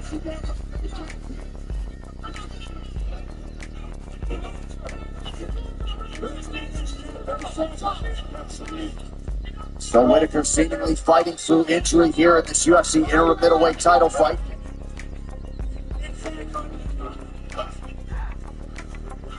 Romero just doesn't want to give him any space. He also doesn't want to waste too much energy himself. Clearly pacing himself. And he gets to take that at the very end of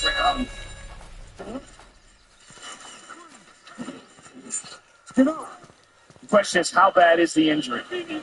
How much of it is pain? How much of it is instability? There's a big difference.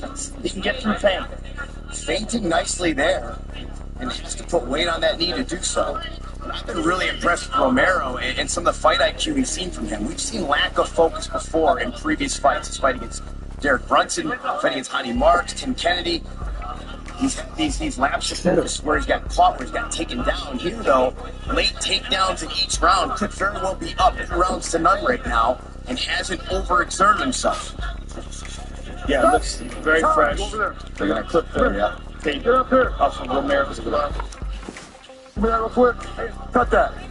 Whitaker does keep going with that push kick, but at least to this point in the round, he has been unable to land. The last round, he followed up that push kick with a nice hook and did land. That's one of his better combinations. So yeah, we have not seen Whitaker let his hands go like we're accustomed to see with those quick, fast, accurate combinations. I'm shocked that he's throwing so many kicks. If his knee really is trashed. But it may just be a pain thing and not a stability thing, in which case it makes sense. He's definitely gotten away from his check, which is an excellent strike for him. He sets up his follow-on other punches. Landed nicely in round 1. He's put a lot of pressure on Romero here. He tripped him. Big left hand link, so Whitaker see if he can follow it here. So a strong first 90 seconds to round 3 for Robert Whitaker. This is a nice shot to cut him off, too, keeping Romero's back towards the fence. Keep an eye if Romero starts to try and laterally move and escape these combinations. Remember what Whitaker did to John Gray? Followed up a right hand with that right high kick, catching you circling away.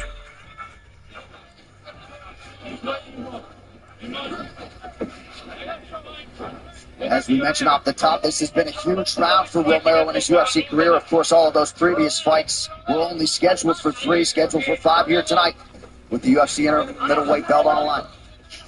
Exactly right. Finished Eric Brunson, 3rd round. Machida, 3rd round. Chris Weidman, 3rd round. Tim Kennedy, 5 of 6 UFC KOs, round 3. Ooh. Right, there's that nice right high kick.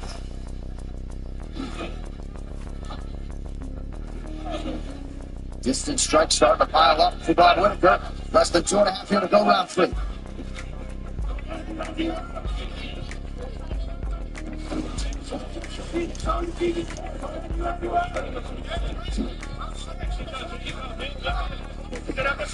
So not much in terms of output from Romero through the left hand there. Whitaker counters, perhaps Romero starting to fade a little bit. Yeah, I believe so. And he's looking to just explode with one big bomb and conserve himself in between. Boy, that was excellent feint. Double feinting there as he closed the distance and really drew out a bad shot from Romero there.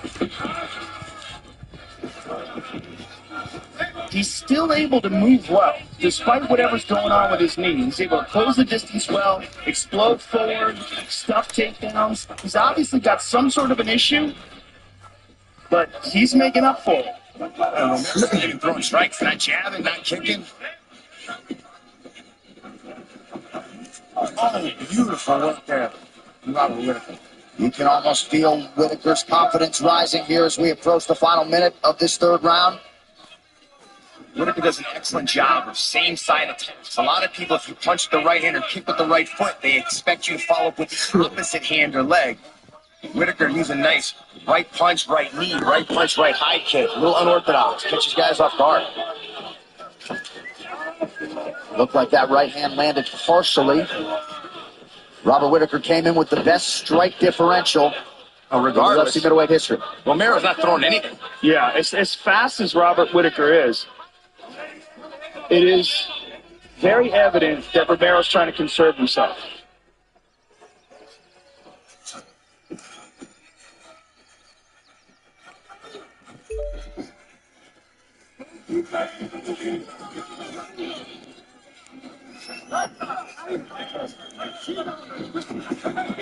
Left hand to the body there.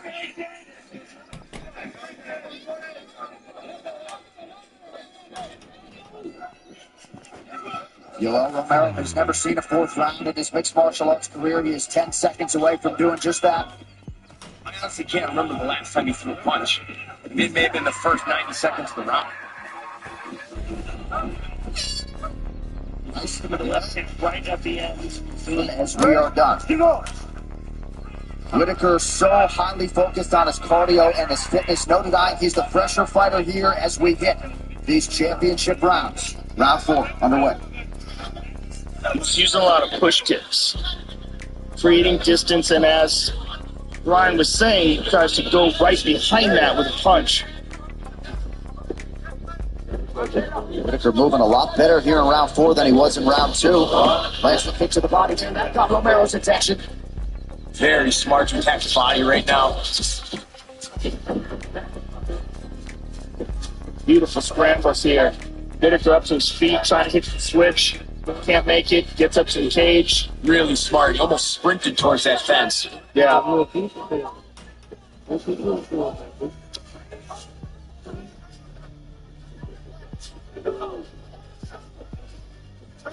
There's a lot of energy here being expended by both guys.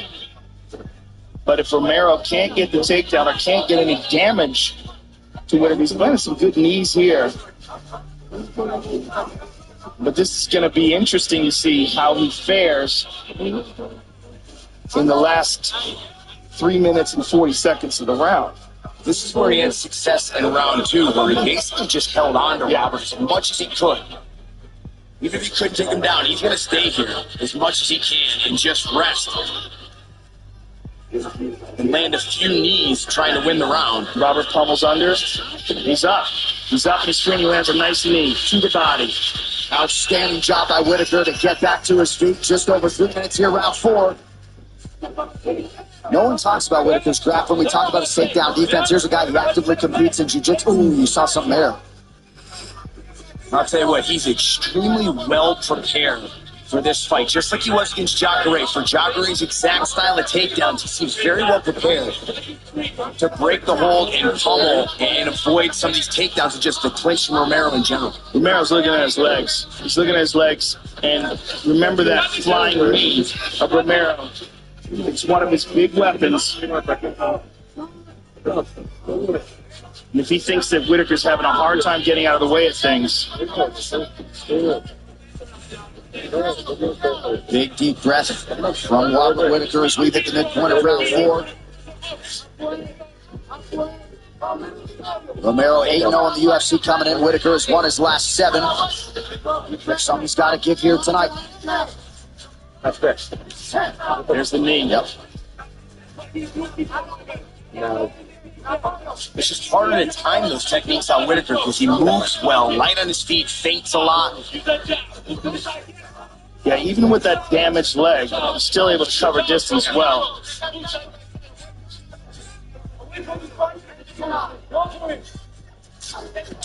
Oh, he caught him with the left. So Whitaker follows up the body kick with left hand. Beautiful first kick to the body. And look how smart he is, right? Some guys that get over aggressive here, try and throw a 2 or 3 punch combo in the pocket. He immediately gets back out to his range, understanding just how explosive the athlete is he's facing. Ooh, just whiffed with that left uppercut. It was open though. Let's see if he goes back to it.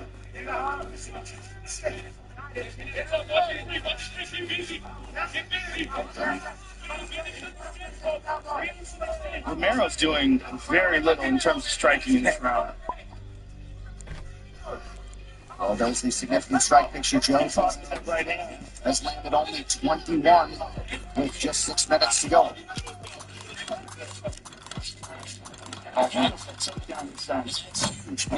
Romero needs another takedown to try and win this round. He controlled the beginning. Not sure if he dropped Romero there, but he stunned him with a right. Chance Romero while you're out. Beautiful left hand. He left him.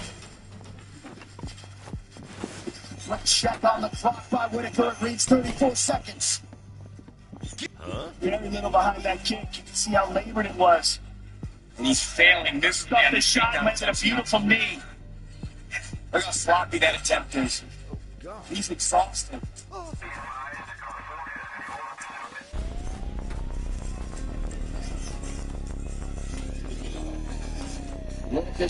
Strikes beautiful here down the stretch in round 4. He is just so intelligent in his approach. Never gets greedy. So technical advice, at least when we listen into the corner of Yoel Romero. 5th and final round of this UFC interim middleweight championship fight.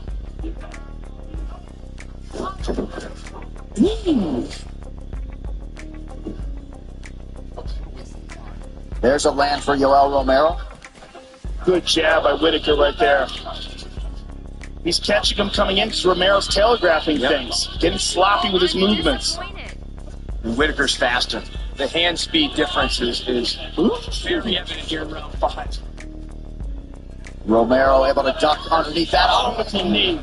Faked the right hand, came up the middle of the ring. Oh, he tagged him. He's hit. Whitaker now circling out of harm's way. Oh, for Romero. You can feel the tension here inside the T-Mobile Arena. Boy, Whitaker still has to be smart here. He cannot get greedy. Stay on the outside, get in and get out.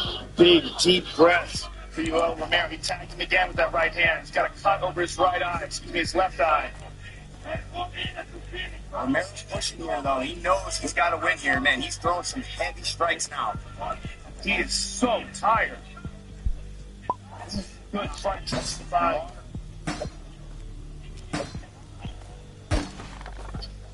Whitaker able to get the guard up to block that head kick. 3.5 minutes now to go. Whitaker's tired as well. You can see it.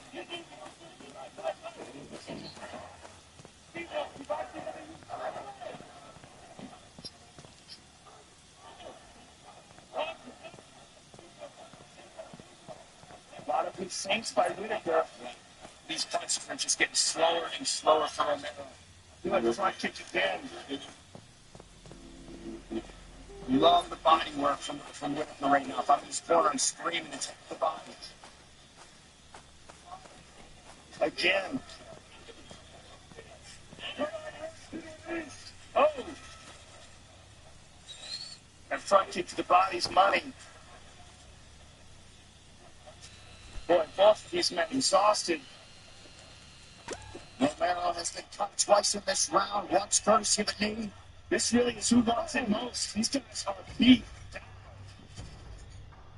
It's all that clinch work. Rounds 1 and 2, there was a lot of clinching, a lot of digging for underhooks. Man, that is so fatiguing. And these guys actually accepted this on 6 weeks' notice. Vice, the typical 2 months you get to prepare for a fight. And Whitaker less than 3 months removed from the win over Jacare Souza, again attacking with that kick to the body. These will be a long 2+ minutes. He just peeked at the clock as well.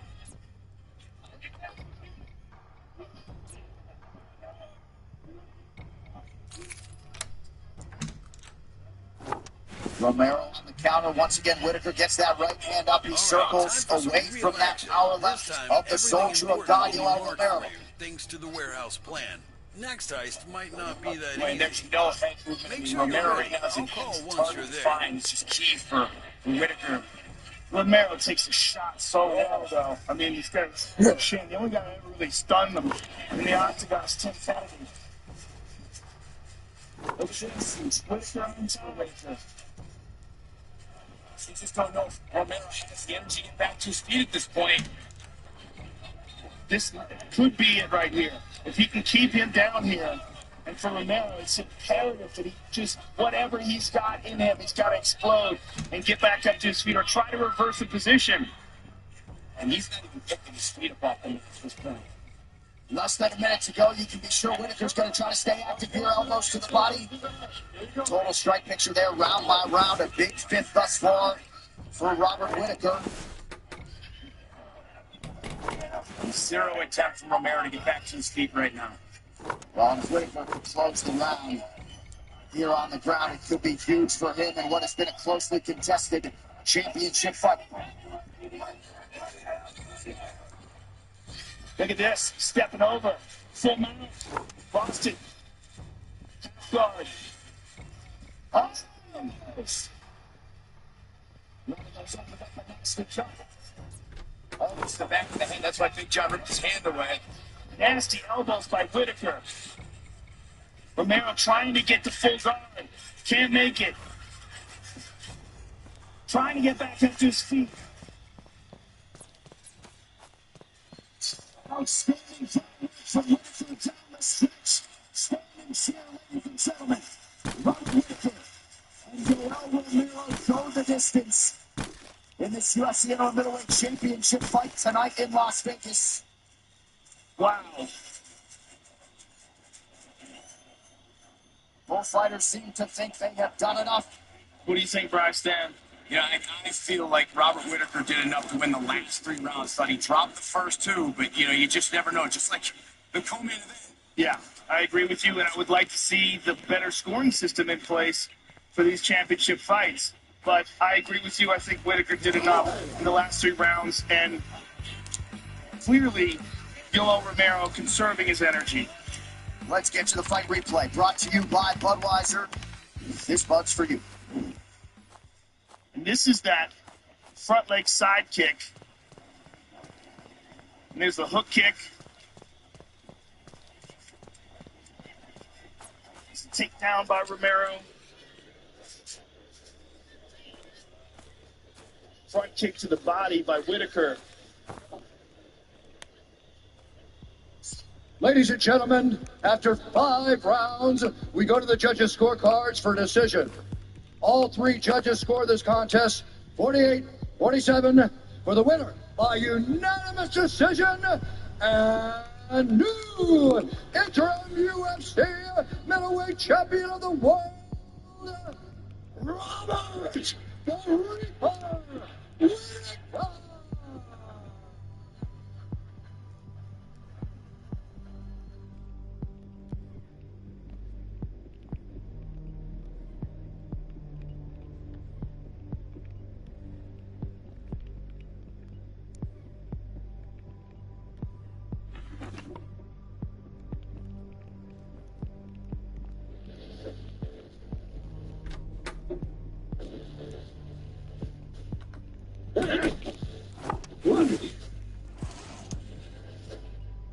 You think you can take me?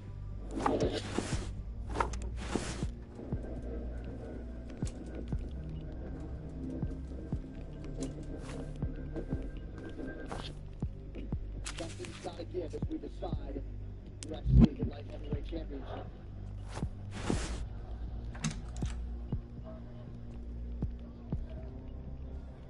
Oscar, the challenger in red, Bashira, the black and gold, the Kenny champ.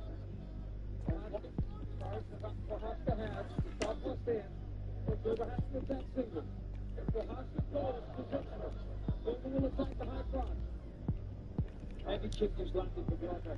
One thing is evident when they squared up, Fury loves gigantic, huge.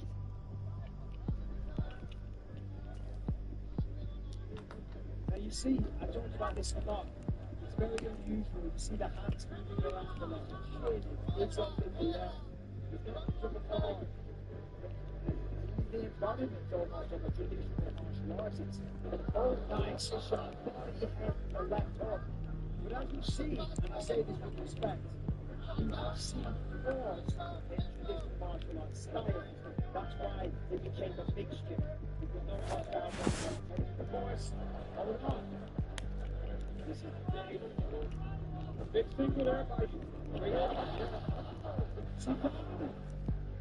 To show the thing that was out of the middle of the after that single leg, you have to finish it like Robert Stern. Elevate the leg, keep the opposite leg, then turn the top and up down. And what does Huey have on his back? That'll be interesting to see.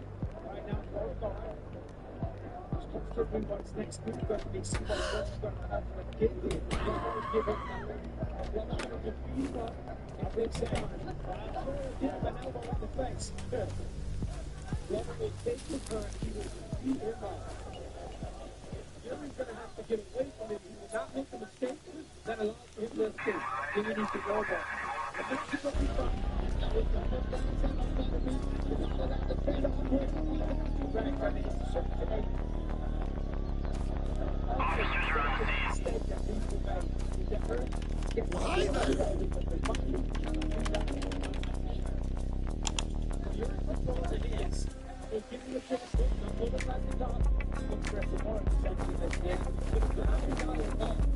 Right, so now over down to the bar. He's even better.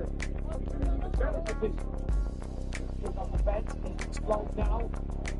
He's got it full back into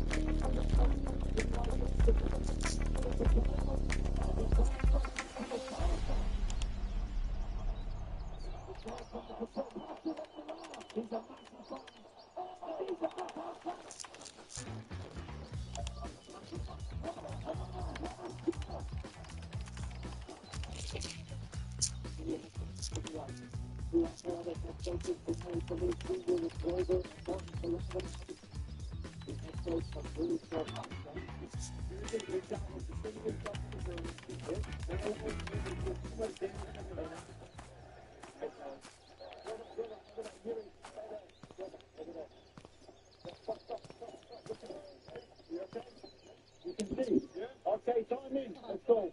Hey, yes. You're annoying me. I am trying to annihilate my opponent. Get out of my way.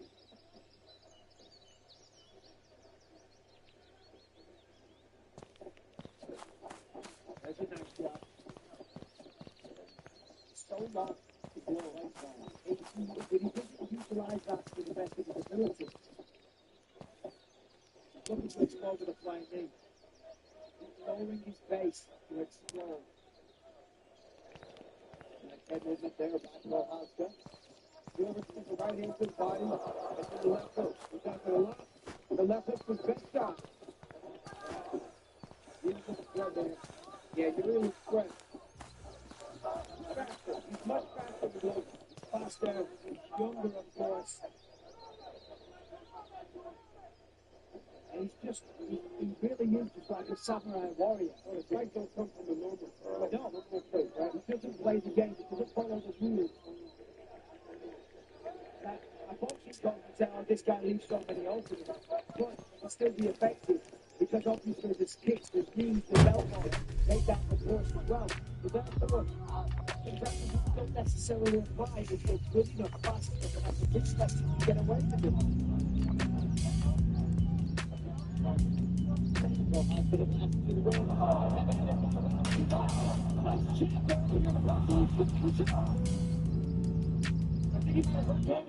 Yes. So Jordan's whistling for his life. Oh, big hammer fist from Carrasco. Looking for an anaconda jaw and a mistake. I mean, Yuri is just winning with confidence. You gotta be careful. Roman's on the floor, left hook, another tap.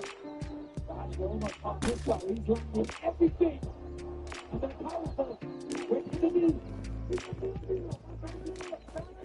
The share angle and right hand of the door, number 2.5 to go in the round. The body language of Silver, and look at your arms going up. Little power, little power.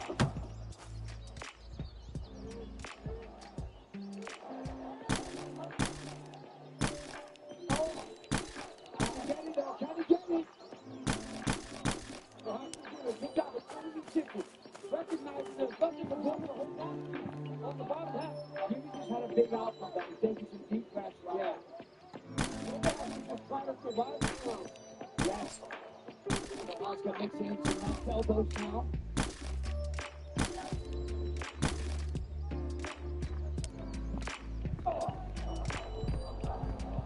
Not shot, man. Nova has a kick. You see teammates just fall together with these kind of shots. Oh, look at that! I told you that left hook comes from somewhere. With the zero. You cannot get overexcited. You can't get overzealous. Under 90 seconds, going around to the road. And here's that chance. I told you that heavy shot. There's 2 more in the roll back. He feels this kid. Not yet. Not yet. A wild second round. Oscar goes to the gun here. They're like it. Look at his bigger side. He's a bigger side player than Sarah. And the output that Fury's put up in this round. That part's been a little harder. And this is so hard right now because he wasn't a good enough. He took a long shot. The body not doing the eyes. He looked hurt. Now it's going to take a little, little scratch here. From the home of himself. Got him so nervous. He can just relax. Woo! He'll pick up his kicks on the floor and it gets through. Once you get that before you can search for it. Yeah, look, it's got better. You can find it in the lock, Sarah. Yes, you can take a breath. Calm down.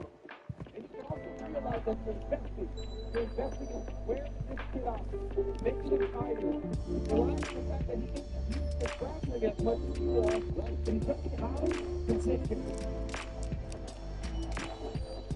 Investing well. He's got a high bar for the game through now. Oh,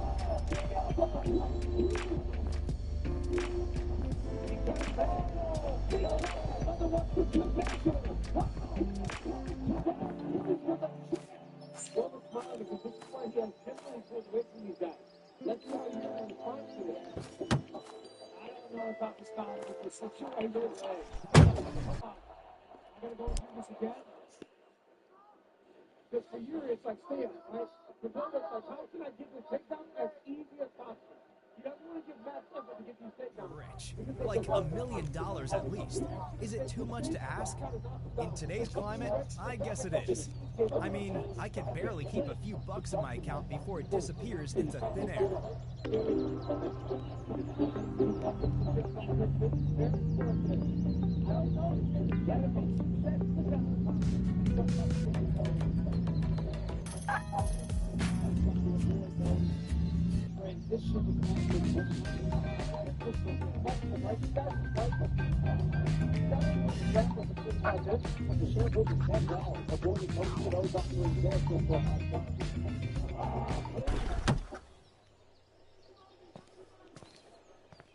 So much movement. Switches from Ohio. There's so many different things to look at and think about. Here is a very difficult guy to prepare for. Just because the danger comes from everywhere.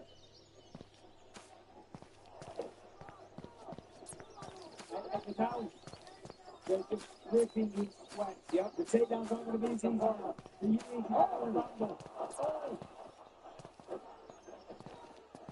Here's your reaction by Paterno trying to get the takedown. Unable to do so. And there it is. It's the sweat that kills you. It's going about these blows. She's here in trouble here for seconds here.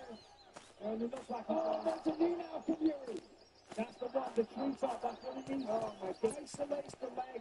Therefore, the sweat doesn't play a factor. Good old fashioned straight with the other leg. Well, Yuri's trying to roll away from it. And that's why he's finding himself in trouble. Every time he kicks away, Coleman lets the leg go. It's powerful.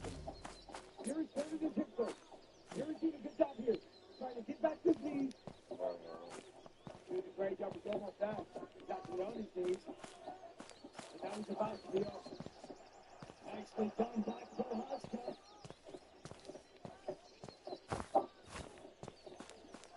Beautiful job by Yuri there. Personal position, staying in left there. Here's Prohaska is a very well-rounded martial artist. He understands the spin when he gets taken down very well. He's got to play that off. Prohaska aims down. Oh, body there. Classy body shot, but Roma takes it.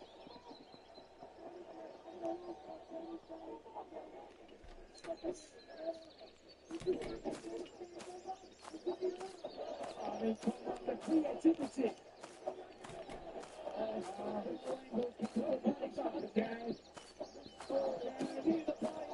That pushes the chair to the canvas. I'm not sure how many more. No, I think you can. I don't think you can. He's going to be looking to get out of this round.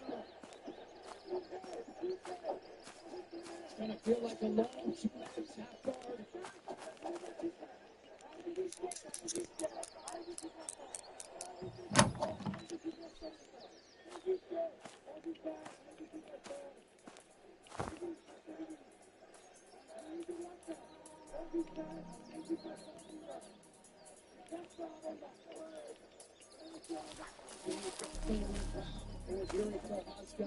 The sheriff officially now 3 for 12 on the takedown.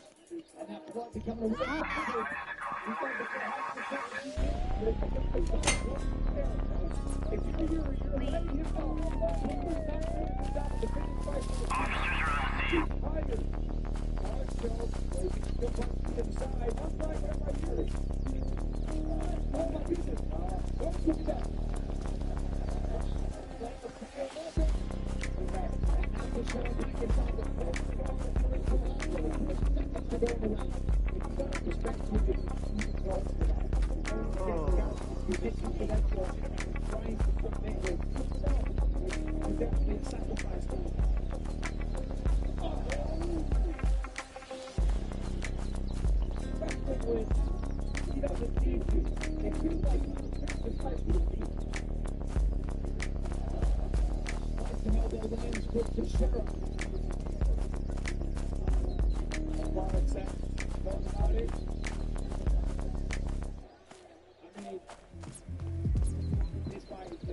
It's everything. I mean, this is just.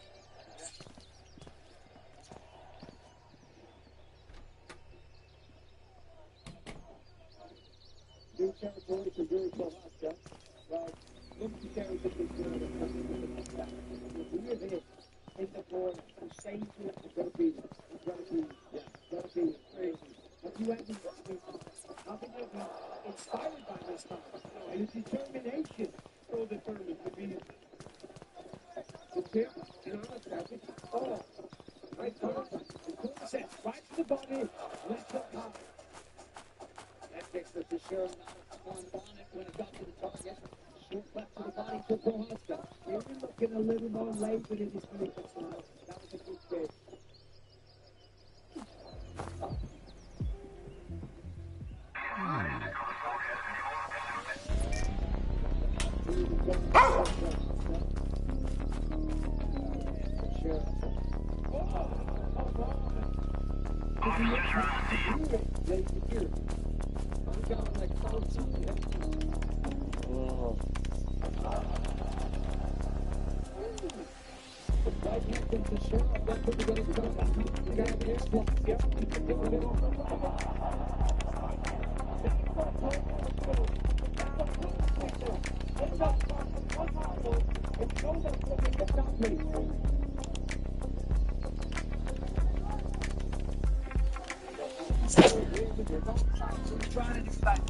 Shook him off. You gotta get the left one underneath. Yeah. Left one stuck. You gotta get the left one on the body of the sheriff. Bridge and front low forward with the head, especially with the sweat. If I make it out position now, here we have talked about. Someone side control the lover. Here we have to be very careful not to accept this position. And definitely don't let Glover move to the next position, which is the mount. If you let the mount again, it's gonna be a problem. You're going to share. You're going to do everything you got to do. You're going to release. Please, don't get back to the school. Scott is mounted now.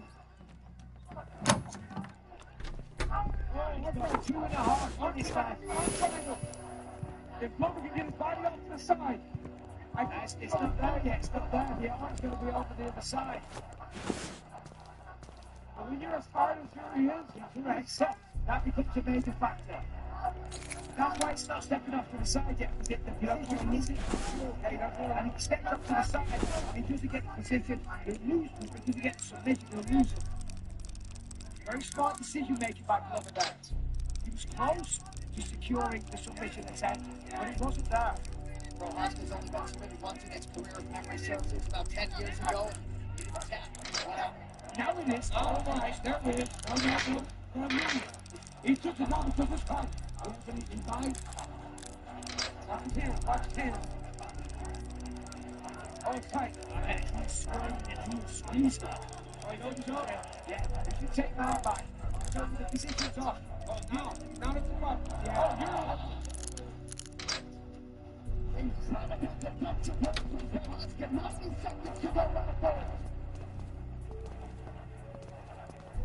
Oh, you're sniffy shots down there.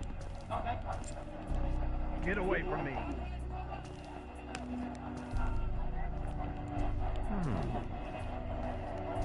And this is it, right? Round 2 looked like this. Prohaska dominated. Glover controlled the very end of the round. Round 4, Glover dominated. Nice. Yuri's now in position. Deep half. Glover. Teixeira tried to burst, unable to do so. I mean, turn on the skill of this man. Beautiful. He's got to by Glover Teixeira. And a nice shot by Prohaska to prevent the body lock. He kept that leg inside. Trying to get that second hook in. Here's aware of it. He's got to be careful. While he's using one hand, he's fighting the foot off. Let's get to a defense, man, right? Oh, very good. Really good. He's done his homework. Under 30 seconds to go now. It's Teixeira working off of his back again. This fight has had it all. It's been a great fight. Nice. It's an amazing fight.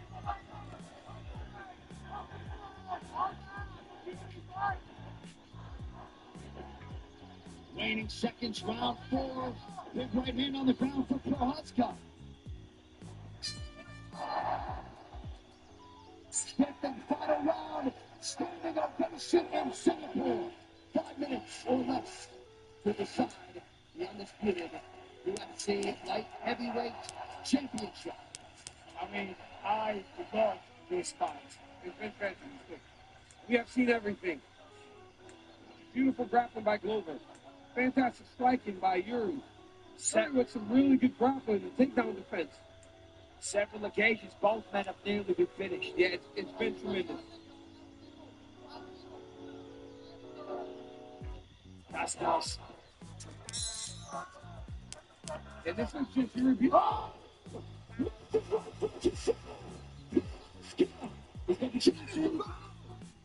Mistake! Why would you do that? Pump hard guillotine out her pants. He's out on his feet almost. Just the instincts kick in. Hours of training, thousands of hours where you lock in the guillotine, finish the fight. In this situation, a terrible move, especially when you're sweaty. Yeah. Very close fight. He's hurt. That right hand, look, he was looking for that right hand all night, and he could not touch it because Yuri was too fast. Now that Yuri's tired, he's able to touch it with his hands. So Shella has got to find a way back to his feet. He just, this is not. Now he does. And perhaps it's some part welcome there by Prohaska. Yuri's jab is true.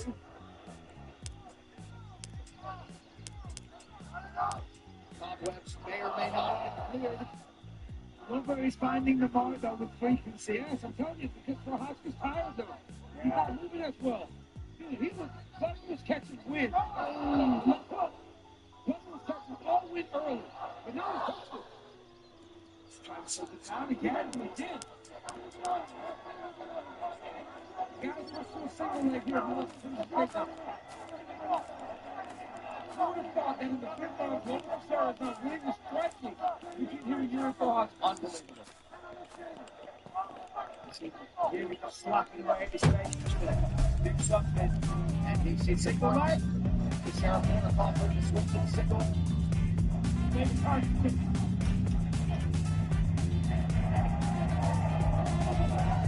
This is crazy.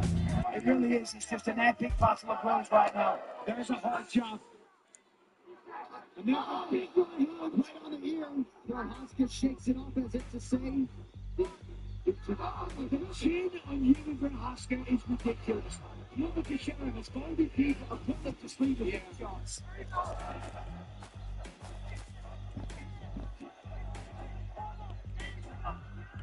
Yuri's trying to hit a switch.